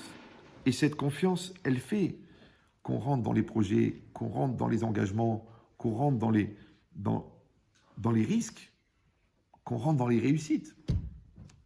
Ou non. Parce que le pire, c'est que la confiance ne garantit pas. C'est d'ailleurs l'argumentaire des gens qui n'ont pas confiance. C'est de dire, si j'étais sûr du résultat, je serais prêt à m'investir. Or, c'est ça le signe de l'immaturité. Parce que la maturité, c'est que tu t'investis même si tu n'es pas sûr du résultat. Mais l'immaturité, c'est que tu t'investis que si tu es sûr du résultat. Or, la seule manière d'être sûr du résultat, c'est quand le résultat, il est garanti par quelqu'un d'autre. Donc, s'il est garanti par quelqu'un d'autre, c'est que toi, tu n'assumes rien. Donc, ça revient. Ça s'arrange jamais. C'est pour ça que les immatures sont de plus en plus immatures et que les matures sont de plus en plus matures. Parce que plus tu assumes, plus tu es mature. Plus tu assumes, plus tu es mature. Plus tu assumes, plus tu es mature. Par contre, moins tu assumes, moins tu es mature. Ça, on dit buvez, éliminez. Ouais, tu fais du sport, tu bouges, tu te muscles. D'accord? Mais si quelqu'un, Hazé Shalom, il est obligé de rester dans son lit pendant 8 mois à cause d'une opération, à cause d'une grossesse ou à cause de n'importe quoi, et ben, bon, après, il est obligé de faire de la rééducation musculaire. Ils ne savent même plus marcher, les gens. C'est-à-dire que les muscles, ils deviennent comme de l'eau. Alors, si déjà les muscles physiques, ils s'atrophient par le manque d'activité, tu crois que les muscles moraux, ils ne s'atrophient pas par manque d'activité. Les muscles psycho, ils ne s'atrophient pas par manque d'activité. Les muscles intellectuels, ils ne s'atrophient pas. Tu crois qu'à force de regarder la télé, tu ne vas pas devenir normal. Mais c'est la seule chose que tu vas réussir, Baba. Puisqu'on t'empêche de réfléchir. Ouais. Donc ça veut dire, parce que l'image, elle t'empêche de développer l'imagination. Le discours prêt, le prêt à penser, il t'empêche de réfléchir. Et les blagues impulsives, ils t'empêchent de prendre du recul, puisque tu es toujours en train de rigoler sur une connerie. D'accord? Donc, jamais tu peux te poser et dire, oh, attends, je réfléchis, qu'est-ce que c'est, quelles sont l'importance, les choses, les choix, la profondeur, la puissance. Tu n'as pas le temps, parce que tu es pris dans... En plus, tu zappes, en plus. Déjà que chaque chaîne, elle est nulle. En plus, tu zappes d'une unité à l'autre. Moi, je sais qu'il n'y a pas que du mauvais à la télé. Ben, il faut bien, puisque le mensonge, il commence toujours par une vérité. Sinon, combien de temps tu peux écouter l'escroc si depuis le départ, il ment?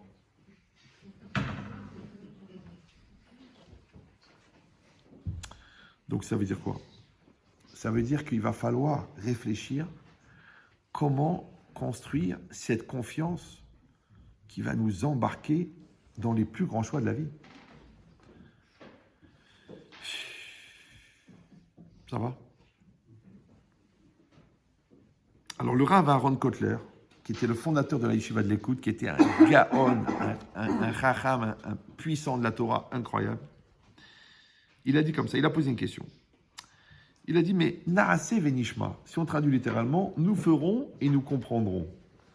Il dit, c'est pas possible de dire que Nishma, ouais, ça veut dire nous obéirons. Parce que des fois on dit Shema, d'accord, comme on dit Shema Israël par exemple, Shema Israël. Alors il y a 3 traductions. La plus connue, Shema, écoute Israël, Lishmoa. La deuxième, c'est Lishmoa, c'est comprendre. Shmarteta, c'est l'étude de la Torah. Et la troisième, c'est quoi? Shema, Kibel, il dit le Targum. Kibel, ça veut dire écoute, ça veut dire obéis. Par exemple, quand un enfant, il a désobéi, qu'est-ce que tu lui dis? Tu dis, pourquoi tu ne m'as pas écouté? L'autre, il dit, mais je t'ai écouté, mais je t'ai désobéi. Ça veut dire qu'écouter, ça veut dire obéir. Vous me suivez ou non?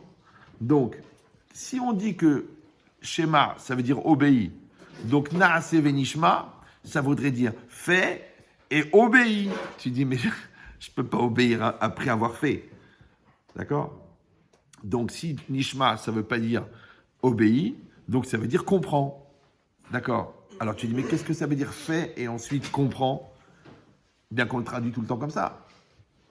Alors, il dit un hidouche incroyable.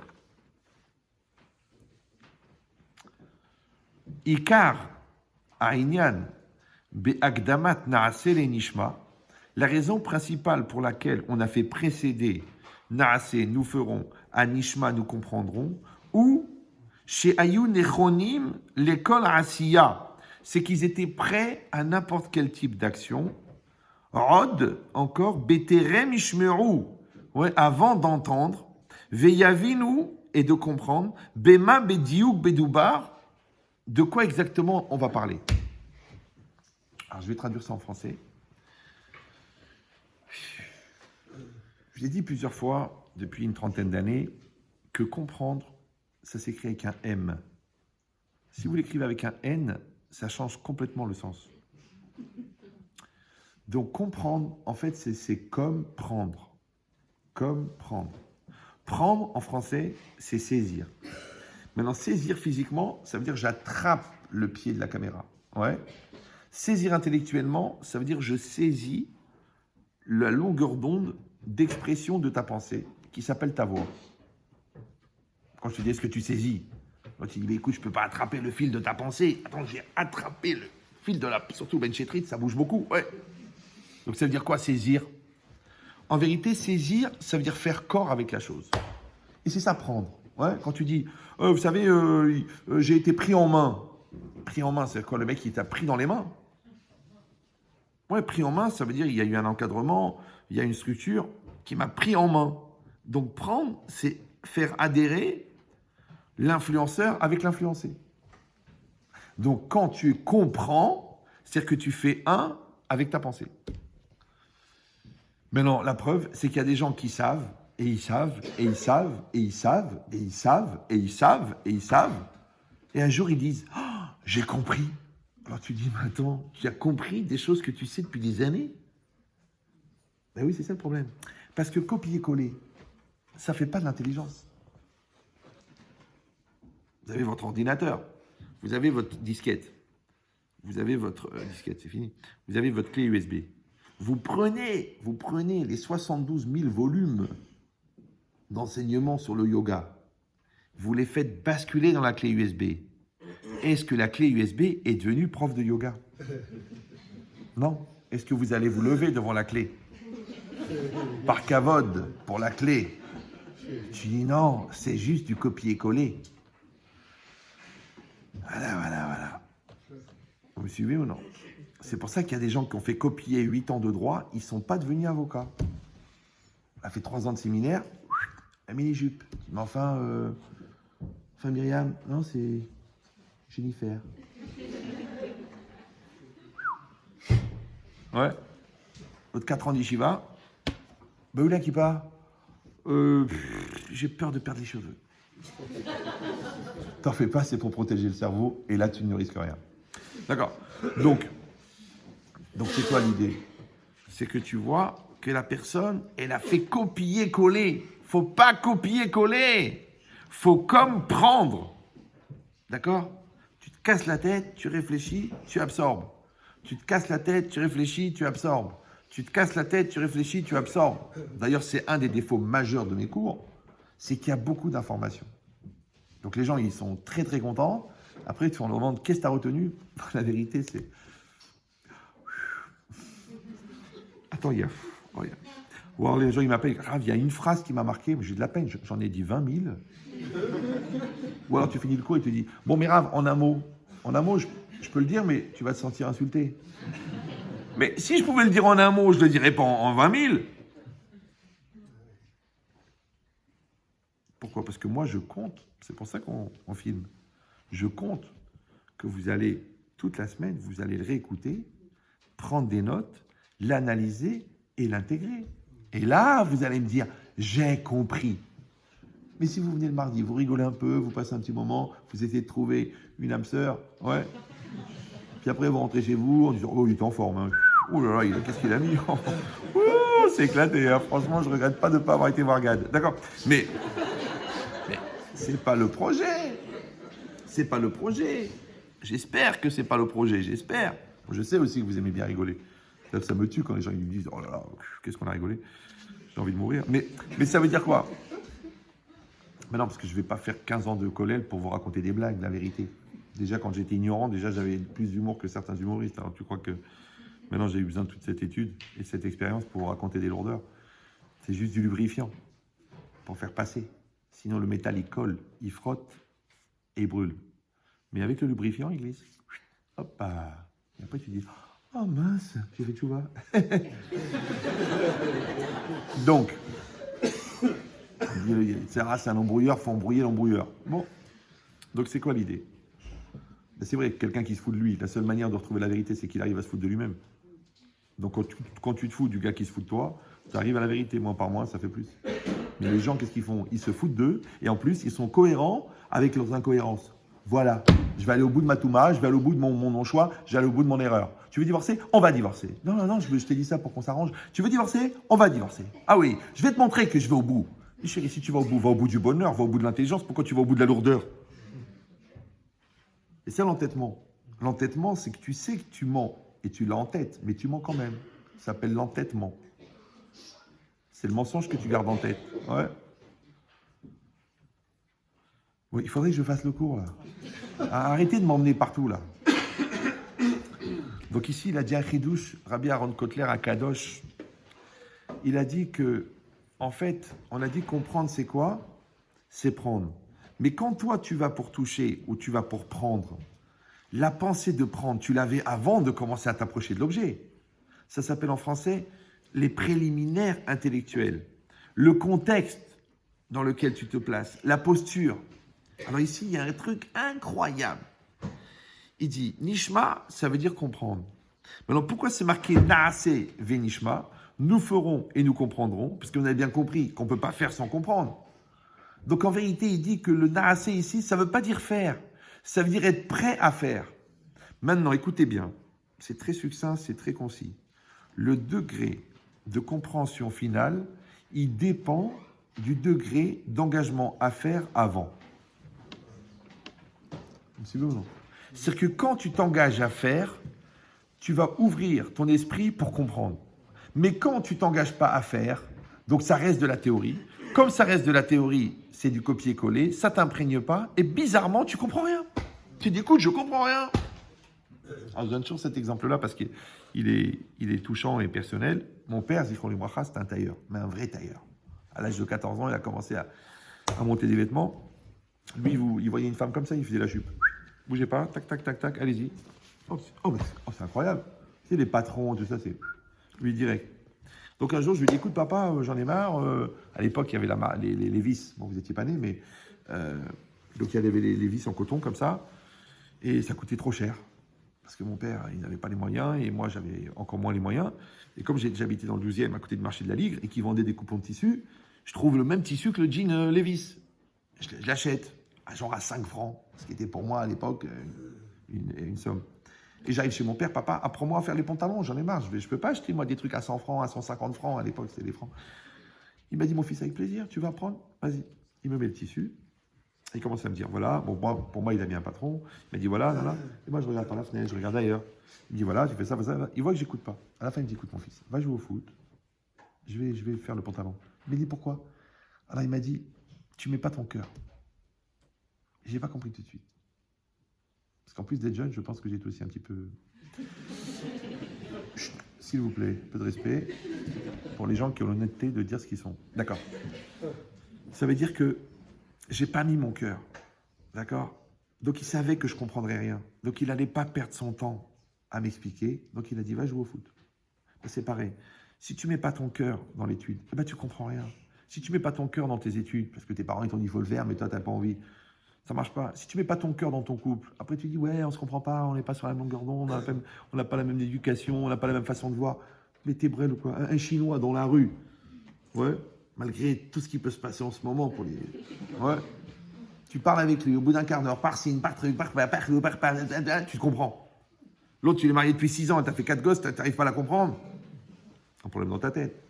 Donc ou t'as vraiment une mauvaise volonté de pas comprendre, ou alors tu as vraiment une volonté active de ne pas comprendre. Et tu comprends pas. Parce que comprendre, c'est comme union, c'est avoir un lien commun, un lieu commun.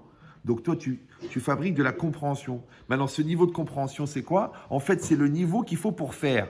Mais le niveau pour faire s'appelle en français l'engagement. Donc celui qui s'engage à faire, il crée une ouverture dans sa tête qui fait qu'il va comprendre. Voilà. Donc, Naase ve Nishma, c'est pas nous ferons et nous comprendrons, dans le sens nous agirons. Non, nous ferons, comme quelqu'un dit, allez, allons-y. Mais pas encore arrivé le mec. Allons-y, ça veut dire s'engager. Donc, quand tu t'engages, en vérité, tu crées l'ouverture d'esprit. Quand tu t'engages pas, tu crées pas l'ouverture d'esprit. Et le plus rigolo, c'est que les gens ils disent, écoutez, j'ai besoin de comprendre pour m'engager. Mais en vérité, ils veulent pas. Ils veulent pas faire Shabbat. Ils veulent pas manger kasher. Ouais. Ils veulent même pas être sérieux, ils veulent même pas être honnêtes, ils veulent même pas être fidèles à leur femme. Et après, il te dit, j'ai besoin de comprendre. Moi, si je comprends, j'accepte. Parce que moi, je suis un intello, genre. Moi, je suis un intello. Je dis, écoute, j'étais plus intello que toi. Ouais, 17 ans, j'étais à Hippocane là-bas, discuter avec les doctorats. Là, ouais. Donc, c'est pas de l'intellect. Parce que l'intellect qui n'amène pas à l'action s'appelle de l'immobilisme. La preuve, c'est quoi la maladie la plus répandue chez les intellectuels? L'indécision. Comment ça se fait qu'ils n'arrivent pas à agir? Parce qu'il y a un PAC, ce qu'on appelle en philosophie, un piège à. C'est que si ta réflexion n'est pas orientée sur l'action, c'est elle qui va être le piège de ton immobilisme. Bah oui, parce que les gens qui ne réfléchissent pas, il y a deux genres de gens qui ne réfléchissent pas. Les impulsifs, qui ne réfléchissent pas. C'est comme le nerf du genou, tu tapes dessus, le genou il se lève, tu dis attends, mais on ne lui demande pas son avis? Mais non, c'est un réflexe. Le nerf, il a un réflexe. Mais il y a des gens, ils sont comme ça, c'est des nerveux, ce qu'on appelle. Ouais. Tu parles, il s'énerve. Tu lui proposes un truc, il plonge.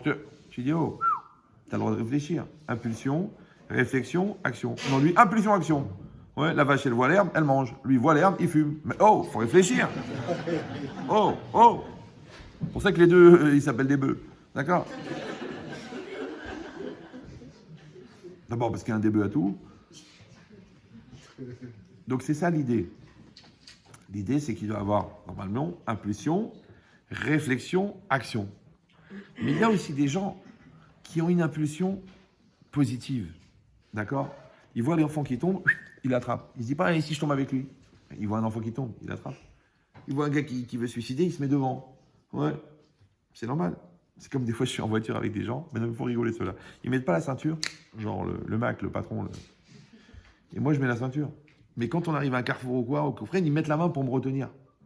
Moi, je dis, mais attends, mais c'est toi qui vas mourir. Moi, je suis attaché. Moi, je comprends pas pourquoi. Le mec, il me fait attention, genre, il assure, genre, il est là. Le super-héros. Je dis, mais mets ta ceinture au lieu de me saouler avec ta main. Ouais. En plus, je sais pas quelles sont ses intentions. D'accord? Donc, ça veut dire quoi? Méfiez-vous, les filles, hein, les gens qui veulent vous sauver de la mort. Je dis, écoute, je choisis la date de ma mort moi-même. D'accord? Donc, qu'est-ce qui est marqué ici? Que Naase Venishma, en vérité, c'est une posture mentale. Ça s'appelle en français la décision de faire. Ça s'appelle la disponibilité à agir. Ça s'appelle l'ouverture vers l'action. C'est ça, Naase. Vous comprenez ou non? C'est comme allons enfants, ça c'est engageant. Ouais. Et si tu dis allons enfants. Avec un S, monsieur? Oh, mais bien sûr, Benoît, avec un S. Ben non, on n'est pas dans de l'orthographe. Maintenant, les gens, ils font de l'orthographe de la vie. Ouais. Les gens, ils font la conjugaison de la réalité. Mais on s'en fout. T'as fait une faute, t'as pas fait de faute. Mais tu bouges ou tu bouges pas? Non, tu sais, j'ai besoin, moi, de la syntaxe, du truc. Attends, ça fait 5 ans qu'on est ensemble. Tu m'épouses ou non? Oui, mais tu comprends, faut que je vois si on est compatible. Et puis, est-ce que j'ai vraiment la maturité du mariage? Et puis, est-ce que quelque part, je pourrais pas avoir mieux? Alors, il est où le quelque part dont tu parles tout le temps? Parce que là, ça fait 5 ans, là. Tu as tout vérifié, tu as tout testé, tu as tout mangé. Mais tu te demandes si on est compatible. Mais qu'est-ce qu'il faut de plus? Ouais. Donc, ça s'appelle le FTG, le foutage de gueule. Ouais. Maintenant, la question, c'est pas qu'il y a des escrocs dans le monde. La question, c'est comment ça se fait que depuis tellement longtemps, tu as accepté l'illusion que ça va bien se finir. Je te dis pourquoi. Si la personne ne s'engage pas, si la personne ne respecte pas, si la personne ne s'investit pas, si la personne ne peut pas officialiser, rencontrer tes parents, c'est du bidon. C'est pas grave. C'est du bateau. Je dis ouais, mais quand même, tu sais, il m'explique bien, je comprends. Parce que moi, je voudrais que ça reste un truc. C'est notre secret. Bah évidemment que c'est votre secret puisqu'il est marié, leur mâle.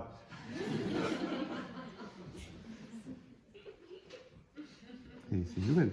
D'accord. Vous avez compris ou non? Donc cette logique-là, ça veut dire que la personne, au fond, pourquoi tu as peur d'officialiser? Pourquoi tu as peur d'être clair? Pourquoi tu as peur de t'engager? Parce qu'en fait, tu es venu pour consommer, tu n'es pas venu pour investir. Si tu veux investir, il y a une démarche, il y a un process, c'est très clair. Tu vas le faire bien. Dans la vie, c'est pareil. Toi, tu étudies la Torah. Pourquoi faire? Pour agir. Ouais, tu veux écouter des cours. Pourquoi faire? Pour la psychologie, pour la philosophie, pour l'humour? Non, à un moment ou un autre. Ça doit avoir un rapport avec ta réalité de tous les jours. Maintenant, si tu vois que tu ne bouges rien, ben, d'un côté, c'est que le rabbin n'est pas convaincant, et toi, tu n'es pas convaincu. Et toi, un rabbin comme ça, un collègue, enfin, un concurrent, il m'a dit, rien, je comprends pas, je donne des cours, les gens, ils font pas teshuva. Je vous l'ai raconté déjà, celle-là, non? Non? Bon, je ne vois pas des redoublants. Alors, je lui ai dit, gentiment, hein, je lui ai dit, parce que les pharmaciens ne vendent pas des cravates. Il m'a dit quoi? Je lui ai dit, tu peux pas vendre ce que tu n'as pas en stock. Je lui ai dit, d'abord, toi, tu fais teshuva, et après, les gens font teshuva. Oh là là. Oh, l'autre, il est monté l'Everest en 4 secondes. Ah, ouais, ça veut dire quoi? Tu te prends pour qui? Tu me traites de quoi? Je lui ai dit, mais je te traite de rien, on est entre collègues. On est censé être construit, on est censé être capable de prendre des baffes, on est censé comprendre la vérité puisqu'on est censé la diffuser. Mais si toi, tu as un tel niveau de susceptibilité, c'est qu'au fond, c'est un révélateur de ta nullité. Alors comment t'espères que les gens deviennent grands alors que toi, tu fais beaucoup d'efforts pour rester petit? Comment tu peux donner l'envie d'étudier alors que toi, ça te saoule? Comment tu peux donner l'envie de réfléchir alors que tu fuis la réflexion? Comment tu peux donner aux gens l'envie d'assumer alors que toi, tu évites d'assumer? On vend ce qu'on est, on vend pas ce qu'on a. Bon, jusqu'à aujourd'hui, c'est pas calmé. Hein. Mais c'est intéressant, au niveau d'immaturité tellement construit, tellement cultivé. Je te dis pourquoi. Parce qu'à un moment ou à un autre, il faut que tu décides que ta pensée, elle va vers l'action. Même Sartre, le créateur du sif ammoniacal, le destructeur du tartre, ouais, il a dit un philosophe, c'est un philosophe engagé. Maintenant, c'était dommage de faire tout l'existentialisme pour arriver à l'Aïrat Shamaïm en fin de compte. C'est que quand tu ne vis pas en fonction de ce que tu penses, ça s'appelle que tu ne penses pas ce que tu penses. Donc si tu me dis que tu m'aimes et tu m'insultes, tu dis écoute chérie, il faut aller revoir ta définition. Si tu me dis que tu es honnête mais que tu me voles, après je te dis c'est que tu es malhonnête. Ah, tout de suite les grands mots. Mais non, c'est logique. Donc ça veut dire que Naase Venishma, en vérité, vous avez compris, c'est une posture. C'est une posture que je veux faire. C'est une posture que je veux investir. C'est une posture que je veux grandir. Venishma, c'est ce qui va faire que je vais comprendre. C'est-à-dire que les gens qui ne sont pas prêts à agir ne comprendront jamais. Puisque, encore une fois, le niveau de maturité intellectuelle de la compréhension, il n'est que le fruit de ton investissement à agir. Ça veut dire que s'investir à agir, ça crée une ouverture d'esprit qui fait que tu comprends. Maintenant, les gens, encore une fois, ils croient que de percevoir le cheminement intellectuel, ils croient que de percevoir le spectre cognitif d'un raisonnement, ça veut dire qu'ils ont compris. Non. Ça veut dire que tu as capté. C'est comme si tu fais écouter une symphonie à un chien. Alors il écoute. Il entend le bruit. D'abord il se demande d'où ça vient. Après il voit que ça vient du poste. Il écoute. Mais est-ce que tu crois que le chien il apprécie Vivaldi? Bah non. Tu fais hop, il comprend. Hop, il vient. Mais Vivaldi, il sait pas où aller. Hop. Toi, par contre, tu apprécies Vivaldi. La preuve, ça te fait rêver, ça te fait penser, tu imagines des paysages, des actions. Non. Parce que tu as un cerveau qui correspond. Donc la musique, en vérité, elle a numérisé des situations que ton imagination va habiller avec des images. Ça s'appelle le cerveau. De la même manière, il y a une musique qui s'appelle le projet, il y a une musique qui s'appelle notre couple, il y a une musique qui s'appelle la Torah, il y a une musique qui s'appelle la Teshuvah. Et ensuite, tu vas l'habiller avec les images de tes actions. Mais si tu ne comprends pas la musique, les gens ils ne comprennent pas la musique. Ils n'ont pas l'oreille musicale. Ouais. Les gens ils comprennent pas. L'autre il ne comprend pas la logique, l'autre il ne comprend pas le business, l'autre il ne comprend pas la vente, l'autre il ne comprend pas la gestion, il ne comprend pas. Écoute, je comprends rien. Moi, écoute, tu me dis où est-ce qu'il faut mettre tes cartons? Il faut mettre tes cartons. Tu les petits, tu les mets en haut.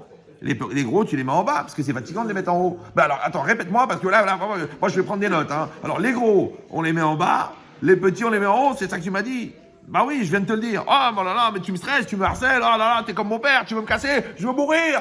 Je t'ai juste dit, les cartons, les gros, tu les mets en bas. Il faut voir les gens comment ils partent tout de suite dans la pathologie. Tu sais pourquoi? Encore une fois, parce qu'ils ne comprennent pas. Donc pour eux, c'est étranger. Alors moi, je donne des exemples grossiers, mais les gens, ils sont beaucoup plus bêtes que ça. Pourquoi? Parce que la bêtise, rappelez-vous de cette pensée benchetrital, la bêtise ne dépend pas du QI, elle dépend de l'énergie négative que tu mets à ne pas comprendre. D'accord? Donc quand tu es paresseux, par exemple, ça ne sert à rien d'avoir un gros cerveau. Quand tu es intéressé, ça ne sert à rien, puisque l'intérêt, il déforme la pensée. Quand tu es orgueilleux, ça ne sert à rien d'avoir un gros cerveau, puisque ta pensée est déformée par ton orgueil. Quand tu es complexé, ça ne sert à rien d'avoir un gros cerveau, puisque l'abat-jour de la pensée active, eh ben, c'est le complexe. D'accord? Quand tu es triste, ça ne sert à rien d'avoir un gros cerveau, puisque tu vas mettre l'intelligence au service de la tristesse, donc tu t'enfonces dans ta dépression à grands coups de réflexion justificative. Donc tu as bien compris qu'en fin de compte, l'intérêt de l'intelligence, elle est dans les outils qui vont la propager. Donc si tu n'as pas le mental, si tu n'as pas la force, si tu n'as pas la émouna pour pouvoir projeter, ça ne sert à rien. Ça ne sert à rien. Alors ce qu'il a dit ici, il a dit Naaseh venishma, les Bnei Israël se sont mis entre guillemets en disponibilité d'action. On est prêt à agir. Si vous êtes prêt à agir, vous pouvez comprendre. Si vous n'êtes pas prêt à agir, vous allez comprendre. Enfin, vous allez savoir, vous allez absorber, vous allez participer, vous allez visiter, vous allez assister, mais vous n'allez pas comprendre. Parce que comprendre, c'est être investi. C'est le fruit de l'investissement. D'accord? Donc si c'est comme ça, hein. Donc en fait, narasser, ça veut dire s'engager. Alors il y a un vote de Rabbi Nathan, au Pérek Kavbet, qui dit comme ça. Kol mi shema'asav merubin mi chochmato. Tout celui que ses actions sont plus nombreuses que sa sagesse, chochmato mitkayemet, sa sagesse s'accomplit. Ça, c'est dans Avot de Rabbi Nathan. Dans Pirkei Avot, c'est pas marqué comme ça. D'accord? J'en vois qui tique là. Ouais, mais c'est Avot de Rabbi Nathan. C'est pas les Pirkei Avot. Donc je répète pour ceux qui suivent. Kol shema asav, tout celui que ses actions sont plus nombreuses que sa pensée, que sa sagesse. Alors venez, on réfléchit. Un mec, il a des actions et il a de la sagesse. Mais il a plus d'actions que de sagesse. Ben, un gars qui a plus d'actions que de sagesse s'appelle un exécutant idiot. Puisqu'il a plus d'actions que de sagesse. Ça va? Chochmato, sa sagesse, s'accomplit. Mais c'est bizarre, ouais, puisqu'il a plus d'actions que de sagesse. Donc c'est ses actions qui devraient s'accomplir, puisqu'il en a plus. Mais là on dit qu'il a plus d'actions que de sa sagesse, et c'est sa sagesse qui s'accomplit. Chez Neymar, parce qu'il est marqué, Naaseh venishma. Ouais, nous ferons, nous comprendrons. Quel rapport? Alors il dit ici une chose incroyable. Bon, je ne peux pas vous le lire dans les mots malheureusement parce qu'il est tard. Il dit comme ça. Quand les bénis Israël, Hachem, il a voulu leur donner la Torah. Ils avaient deux problèmes. Premièrement, c'est qu'ils n'avaient pas le niveau de recevoir la Torah. Ouais. Et que le niveau, il est préliminaire à la réception de la Torah. Quand par exemple, je vous parle à vous, d'accord? Maintenant, pourquoi je vais prendre des exemples de la vie, des exemples du couple, des exemples? Parce que je dois trouver un référent qui est le vôtre. Si vous aviez fait 10 ans d'Yeshiva, ben je vous aurais parlé Torah, parce qu'on aurait le même référent. Mais quand je vous donne un référent de la vie, donc automatiquement, vous comprenez ce que je dis en référence à quelque chose d'autre. Maintenant, c'est la même logique de cohérence, mais ça, c'est dans la Torah et ça, c'est dans la vie. Maintenant, étant donné que la vie vient de la Torah, donc normalement, ça doit être la même, premièrement. Et deuxièmement, c'est que si vous n'êtes pas d'accord avec le référent, c'est votre vie. Donc, vous êtes incohérent. Je sais, c'est un peu démagogique, mais bon, ça fait partie du raisonnement du moment que vous êtes convaincu de mon honnêteté.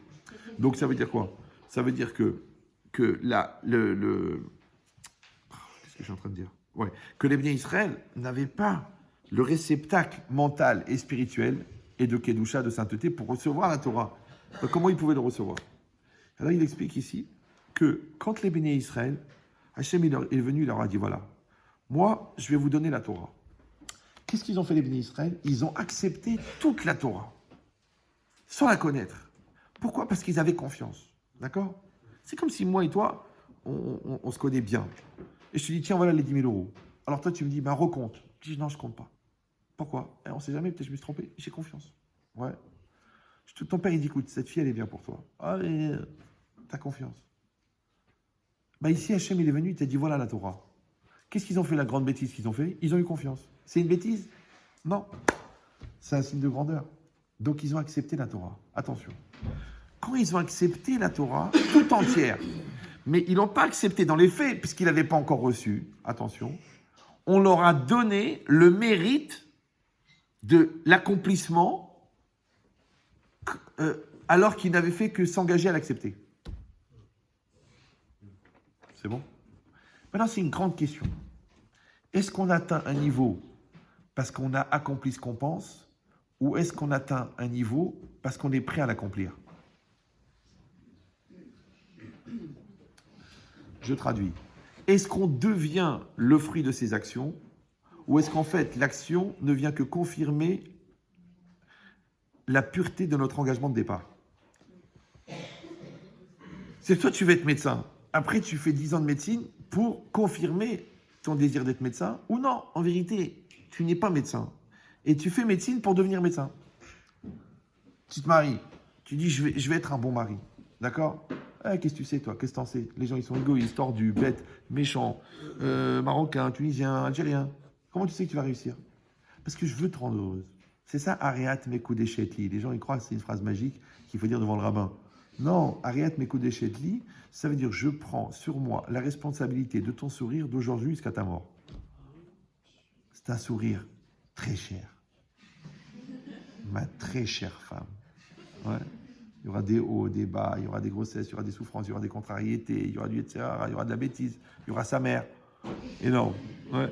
Il y aura la vieillesse, il y aura les rides, il y aura le gagatine, il y aura la bave, il y aura la laine du matin. Tu dis, ah dommage, je ne suis pas mort hier. D'accord? C'est une expression. Hein. Donc c'est ça l'idée.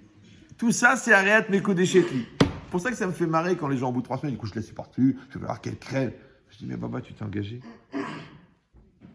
Or, je rappelle, pour les gens qui ne sont pas au courant, que la capacité à rembourser une dette, elle vient de l'intensité de l'engagement de départ. Donc, si tu vois que tu n'arrives pas à rembourser, c'est qu'au fond, tu ne t'es pas engagé à rembourser. Alors, quelqu'un qui emprunte de l'argent sans s'engager à rembourser, c'est la même chose que quelqu'un qui emprunte de l'argent en s'engageant à ne pas rembourser. Et celui qui emprunte de l'argent en s'engageant à ne pas rembourser s'appelle un voleur. Maintenant, les gens ils disent oui, mais je n'étais pas conscient, j'étais trop jeune, je ne me rendais pas compte de la responsabilité, puis je ne savais pas que ça voulait dire qu'il n'y aura plus qu'elle, et qu'il faut supporter son caractère, et qu'il y a aussi ça, et qu'il y a du bon, il y a du mauvais. Je te dis, je te répète, que ta capacité à traverser les tempêtes, elle dépend de l'engagement de départ. Moi, je suis impressionné, par exemple, les bateaux brise-glace. Vous savez qu'avant, les bateaux d'avant, ouais, en 1800 et quelques, ben, quand ils arrivaient au pôle Nord, où ils essayaient d'avancer dans un truc, et ben, ils étaient pris dans la banquise. Vous savez comment ça se passait? Et ben, ils attendaient la fonte des glaces. Ils étaient pris, ils étaient là en mangeant des biscuits et à boire du rhum en attendant que la fonte des glaces. Ouais. Ils ont fait des bateaux tellement puissants qu'ils cassent la banquise. C'est balèze. Parce que des fois, elle fait 2 mètres, des fois, elle fait 3 mètres d'épaisseur. Et casse la banquise. Maintenant, toi, tu casses la baraque. Ouais, tu rentres dans le business. Il y aura des problèmes, il y aura des plantades. Il y aura des fournisseurs qui ne sont pas à la hauteur. Il y aura des responsables qualité qui ne vont pas faire ce qu'il faut, qui vont t'envoyer. Il y aura le patron du printemps qui va dire « Monsieur, les chemises, elles ne sont pas aux normes. » Il y aura les 10 000 euros d'indemnité de retard par jour. Il y aura les nerfs. Mais tu dis « Je vais le faire. Je vais aller au bout. » Je l'ai dit, je l'ai fait. C'est ma parole. Ça passe avant. Ouais. Donc ça veut dire que ta puissance de départ, elle va conditionner le résultat. Donc ça veut dire, attention, ça veut dire que si ta puissance de départ, elle conditionne le résultat, donc ça veut dire que la maturité n'est pas le résultat de ce que tu as vécu, mais la capacité à développer au départ une intensité d'engagement énorme. Vous me suivez ou non?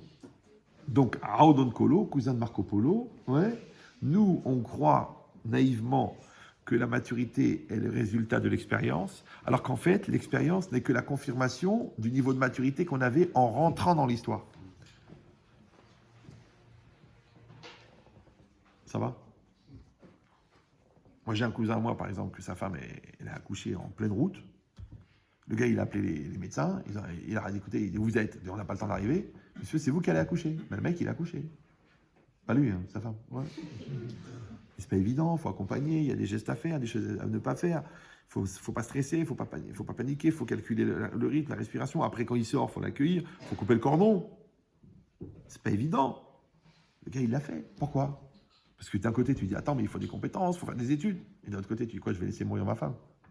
Oh, j'arrive pas, je supporte pas le sang. Oh, je supporte pas le sang. Alors écoute, ok, t'accouches, mais sans le sang. Mais comment sans le sang? Parce que je le sens pas, ce sang. Ouais. Donc il y aura du sang, et il y aura de la saleté, il y aura des cris, il y aura des nerfs, il y aura des peurs, voilà. Et ben voilà. Et grâce à Dieu, Mazal Tov, il est né le... Enfin... En plus, c'est un gars de chez nous. D'accord. Donc ça veut dire quoi? Ça veut dire qu'en fin de compte, toi, tu crois que cette expérience, elle t'a rendu ce que t'es, alors qu'en fait, elle n'a fait que confirmer ce que tu étais déjà.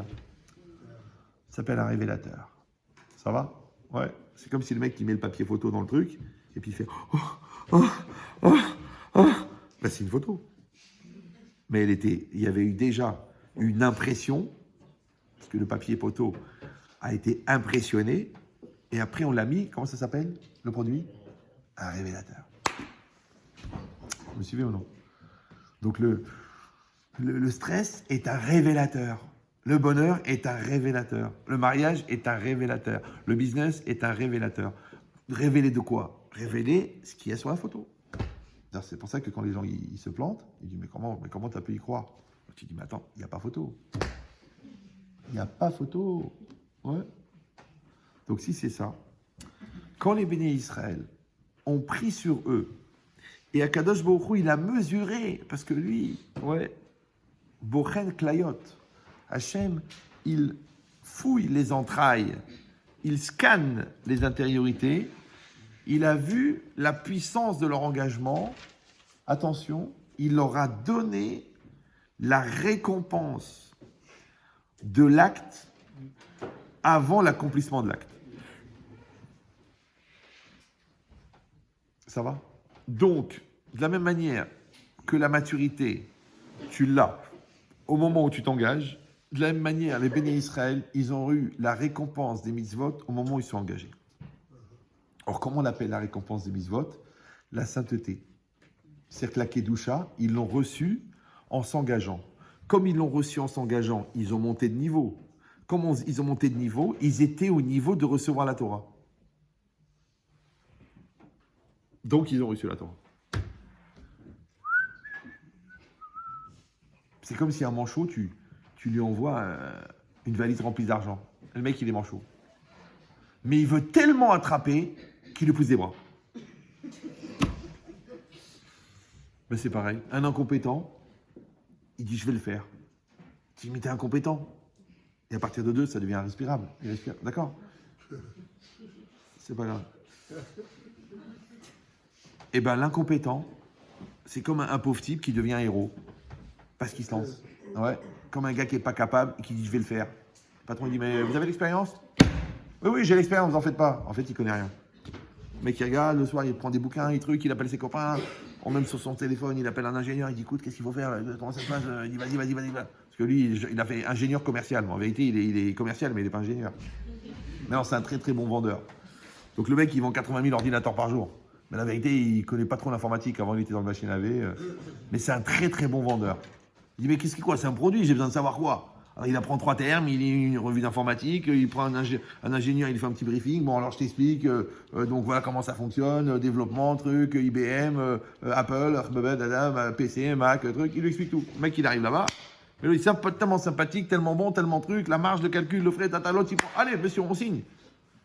Puis à la fin, il dit, dites-moi, votre diplôme de HEC, vous nous l'amenez, parce que ça fait un mois qu'on l'attend. Moi, je connais un gars, il y a longtemps, plus de 30 ans, il est rentré chez IBM très très haut niveau, et le mec, il a menti, il a dit qu'il avait fait HEC. Et c'est faux. Pendant un mois, ils lui ont demandé le diplôme d'HEC. Mais quand il a atteint les 80 millions de francs de chiffre d'affaires, au bout d'un mois, ils ont dit, bon, on va laisser tomber le diplôme, mais on voudrait voudrais savoir dans quelle institution vous été formé au marketing. Le mec, il a dit Institution internationale de vente du marché aux puces de Saint-Ouen. Parce que le mec qui t'accroche dehors, que tu rentres pour faire pipi et que tu ressors avec 4 blousons, crois-moi qu'il est bon. Hein. C'est la meilleure école. Parce qu'il n'y a rien. Et tu sors. Moi, je connaissais un vendeur de costumes comme ça. Le mec qui rentrait, il dit d'abord on lui enlève la veste. Monsieur, enlevez votre veste. Non mais je suis venu pour retourner une retouche. Oui, enlevez votre veste, monsieur. Non mais je peux en prendre le costume de mon cousin. Oui, enlevez la veste. Catherine, amenez du champagne à monsieur. Et qui ne comprend pas. Il va essayer un costume si vous êtes là. Oh là là, mais il va vous voir bien. Oh là là, mais c'est magnifique. Oh là là, c'est extraordinaire. Oh là là, bah tiens, vous savez, c'est dommage parce que ça c'est le matin et le soir. Oh là là, la couleur, touchez-moi. Le mec il sortait avec 4 costumes à l'époque, 4, 5, 6 costumes à 1000 €. Il est venu pour chercher une retouche de son cousin. Un tueur. Bon, d'ailleurs qu'il est venu en Shalom Bayit. Et puis moi, il me fait ouais, je dis, écoute, on n'est pas en train de faire une vente là, maintenant là, il faut être sincère. Là. Il s'est calmé, le mec, il a enlevé la prise. D'accord. Donc c'est quoi l'idée? Vous avez compris maintenant qu'en fait, les bénis Israël n'étaient pas aptes à recevoir la Torah. Ouais. Comme au fond, un jeune marié, il n'est pas apte à assumer un mariage. Comme le premier achat que tu fais en immobilier, tu n'es pas apte à comprendre que tu en as pour 22 ans là, ouais, de crédit. Mais tu t'engages. Quand tu t'engages, ça veut dire que tu prends le niveau de maturité du fait de ton engagement. D'accord? Et ça te donne le niveau de Kedusha qui va faire que tu pourras assumer. Donc c'est ce qu'il a dit. Miché, kolché ma'asav merobin michochmato, celui que ses actions sont plus nombreuses que sa sagesse. Sa sagesse ici, ça veut dire son expérience, ça veut dire sa maturité. Maintenant, il a peu de maturité puisqu'il a peu d'expérience, mais il prend sur lui les ma'asim. Il accepte de faire, il accepte d'agir, il accepte de rendre heureux, il accepte de payer la dette, il accepte de tenir l'entreprise, il accepte de faire toutes les mitzvot. Tout ce qu'Hachem va ordonner, il accepte. Tout de suite, il reçoit la Kedusha, comme s'il avait accompli. Donc du coup, il a le niveau. Ouais. Et grâce à ça, il peut recevoir. Mais les gens qui conditionnent, qui disent, vous savez, moi... Comme dans la Teshuvah. Dans la Teshuvah, qu'est-ce que tu dois faire? Tu dois dire, écoute Hachem, je suis un païen, d'accord? Je connais rien. J'ai grandi en Picardie. Ouais. J'ai pas d'école juive, pas de cache-route, rien. Je prends sur moi toutes les mitzvot, 613 mitzvot, les millions de lois du Shulchan Aruch, les 7 mitzvot de Ramanan, tous les minagim de l'origine de mes parents. Je prends tout. Maintenant, peut-être que pour arriver à l'accomplissement, ça va me prendre 10 ans.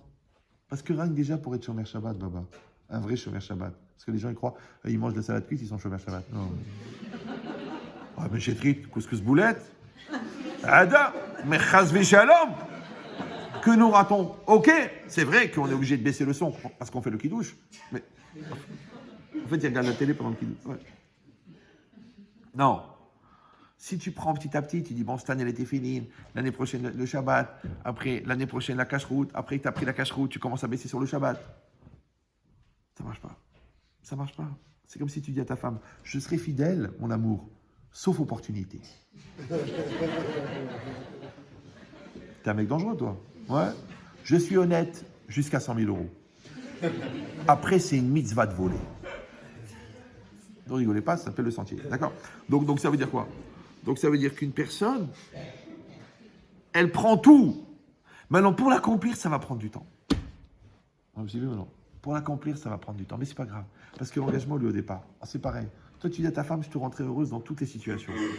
Ouais. Après, il arrive la crise. Après, il arrive la fragilité de la grossesse. Après, le baby blues. Et toi, tu dis, hop, je me suis engagé.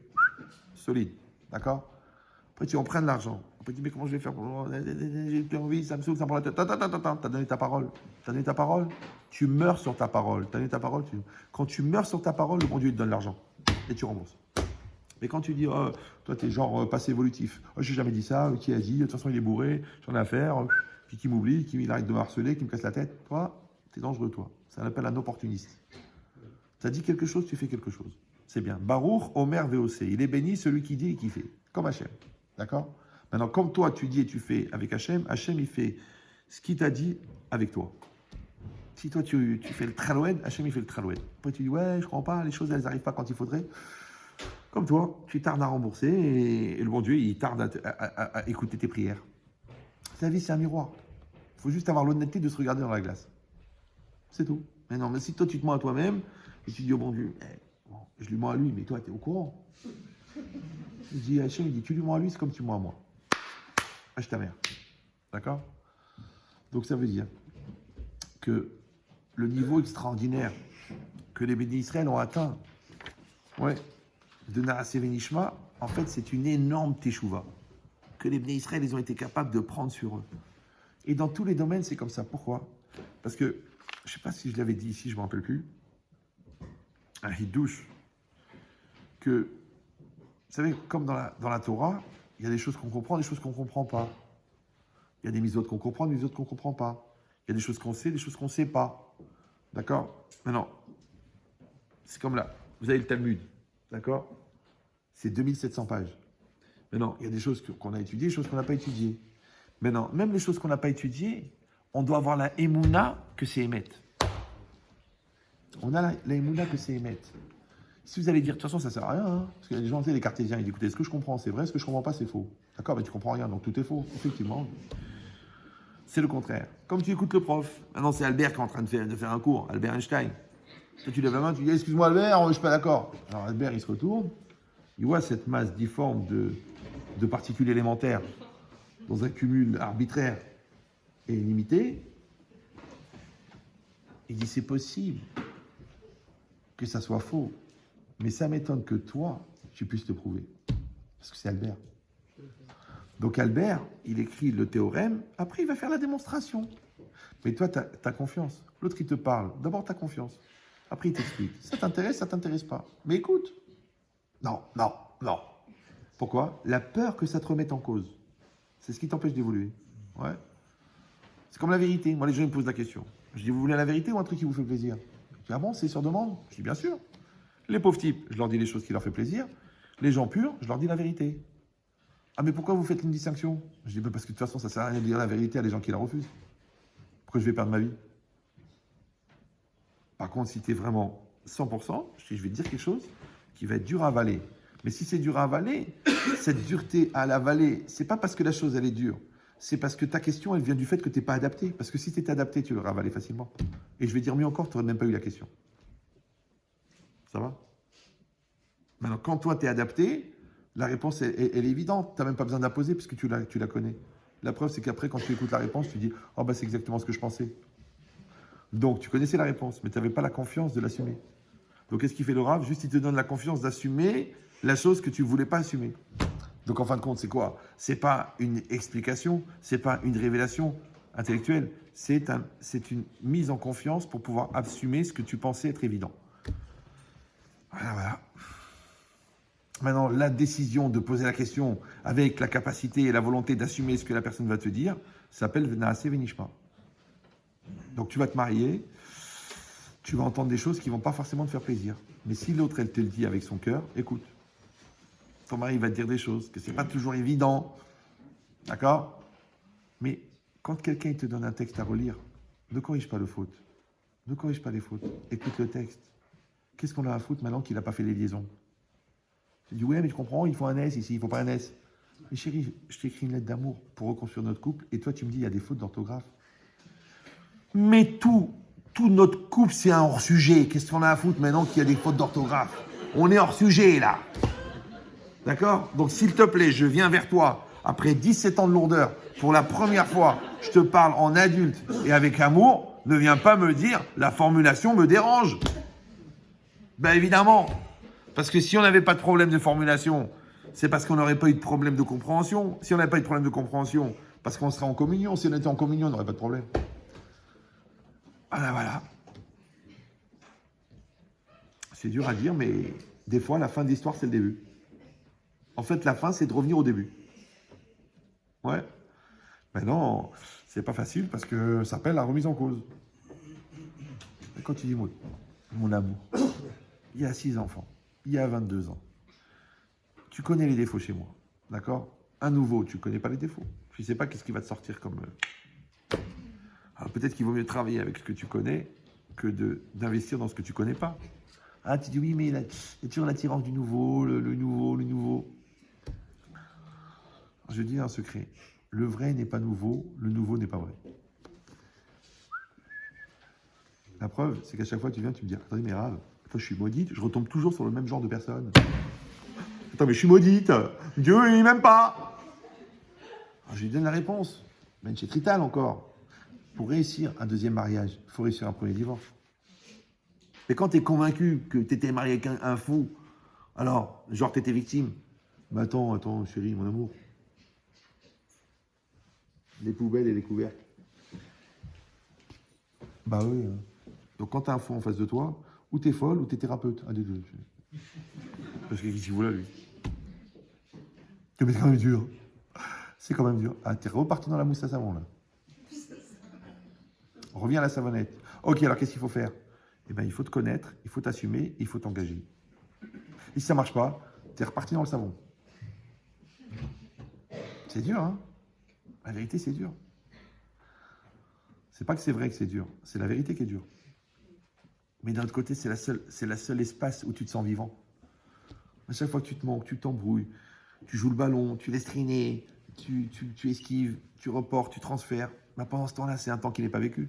Alors si on vivait l'éternité, tu disais 3000 ans je vais être brel, 3000 ans je vais être en crise, 3000 ans je vais être mature, ok. Mais si tu arrives à 120, c'est énorme déjà. Alors si tu peux pas aller jusqu'à 98 ans et être embêté, têtu, entêté, lourd, Allah, et après avant de mourir, tu dis, les enfants, ne faites pas ce que j'ai fait. Soyez intelligents. Et c'est normal, parce que le mec, il est tellement vieux, de toute façon, il n'a pas d'autre choix que d'être intelligent maintenant, puisqu'il n'a même plus la santé pour être brel. Donc la valeur du modeste, c'est quand quelqu'un peut être orgueilleux. La valeur du malhonnête, c'est quand il peut. La valeur de l'honnête, c'est quand il peut être malhonnête. La valeur du généreux, c'est quand il peut être radin. Mais celui qui est condamné à être généreux, parce que sinon tu vas le tuer, ça s'appelle pas de la générosité. Quelqu'un qui est condamné à être intelligent parce qu'il ne peut plus faire autrement, parce que sinon le juge il va lui mettre 38 ans de prison, c'est pas de l'intelligence. Ça s'appelle l'instinct de survie. Et ça existe même chez les animaux. Donc il faut faire le contraire. Il faut être intelligent quand on n'a pas besoin, quand on t'a pas forcé. Il faut être généreux quand on n'a pas obligé. Il faut être pur quand il y a des occasions d'être impur. Vas-y, tourne les yeux, ferme ta tête et mets tes tefilines. Et avance. Et à ce moment-là, tout ira bien. Il dit, ben, c'est exactement pareil. Quand les Bnei Israël, ils ont dit, c'est Mishma, en vérité, c'est pas qu'à l'époque, grâce à Dieu, ils ont eu l'intelligence de le faire et grâce à ça, on a reçu la Torah. Non, c'est que nous, dans chaque situation de vie, dans chaque situation, que ce soit dans la Teshuvah, dans le mariage, dans le business, dans n'importe quel domaine, il faut toujours qu'on arrive à mesurer quel est le degré de pureté de notre engagement. Il faut aller là-bas tout au fond et faire un prélèvement, à l'amener au laboratoire, dites-moi la pureté. Le mec qui va dire c'est du 100%, il va dire c'est du 50%, il va dire c'est du 20%, il y a beaucoup de pression sociale. Là c'est du 17%, il y a beaucoup d'influence extérieure. Là il y a beaucoup de démagogie. Là il y a beaucoup par dépit. Les gens ils font des choix par dépit. Bah de toute façon ça ou autre chose. Ouais. Ou alors il y a les paris de Pascal, les paris stupides. Vous connaissez ça ou non? Les gens disent, bah, ou Dieu existe ou Dieu n'existe pas. Alors, il vaut mieux que tu penses que Dieu existe. Comme ça, s'il existe, eh ben, tu seras récompensé. Et s'il n'existe pas, c'est pas grave, tu auras été quelqu'un d'honnête. C'est les paris de Pascal. Vous connaissez pas? Il faut sortir un peu. Il n'y a pas que Cyril Hanouna. Ça y est, il faut ouvrir vos esprits. Ouais. Touche pas à mon pétard, Léo. Donc, ce qui est marqué ici, qu'en fait, qu'est-ce que je disais juste avant de dire une lourdeur? Ah oui, ça je vous dis tout de suite, ça ne marche pas dans la religion juive. Si tu dis, je le fais, s'il n'existe pas, c'est pas grave, il n'y a pas la récompense. Ben oui, parce que toute la valeur, elle vient de ton engagement. C'est comme si je te dis, je t'aime à condition, je reste avec toi à condition que je ne trouve pas mieux. Donc on n'est pas mariés. J'étudie la Torah à condition que je ne trouve pas un bon business. Donc tu n'étudies pas la Torah. Je mange cachère à condition que ça soit facile à atteindre. Sinon, je mange taref. Bon, tu ne manges pas cachère, alors. Puisque, encore une fois, la valeur de ton acte, elle dépend de la pureté de ton engagement. Donc en fait, compte, on se sert de la réalité en tant qu'opportunité de fabriquer des grands engagements. Et c'est les grands engagements qui font les grands hommes. Donc les gens, ils font le contraire. Ils sont des pauvres types, et après, selon opportunité, hop, ils font du bien. Un peu comme tous les Français qui sont devenus résistants après la libération. Alors que ça a été quand même les plus grands collaborateurs. Extraordinaire. Ouais. Il fallait d'imagination pour quand les nazis, ils ont demandé qu'on déporte les adultes. Eux, ils ont eu l'idée, les Français, de demander qu'on déporte les enfants. Les nazis, ils n'ont pas demandé. Ils ont dit, prenez les enfants, on vous fait un prix. C'est beau. C'est beau. C'est pour ça que Pétain est devenu un adjectif. Oh, Pétain de sa mère. D'accord. Donc, voilà. Donc, bonne continuation à tous. Il est l'heure d'arrêter. C'est bien, on arrive tôt aujourd'hui. Donc, le cours est dédié pour la réfoua chez les malades de tous les malades d'Israël. Et en particulier pour Messaoud Ben Kamra, Saada Bat Kamra, Yair Ben Ana Israya, Yaakov Ben Ana Israya, Simcha Bat Flecha, Esther Bat Flecha, les gens malades. Ah, Salomé, attendez, il faut qu'elle sorte du coma absolument.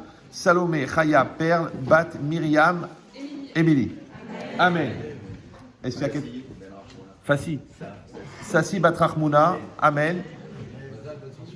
Maza Bat Fortuné, Amen. Faut dire Amen.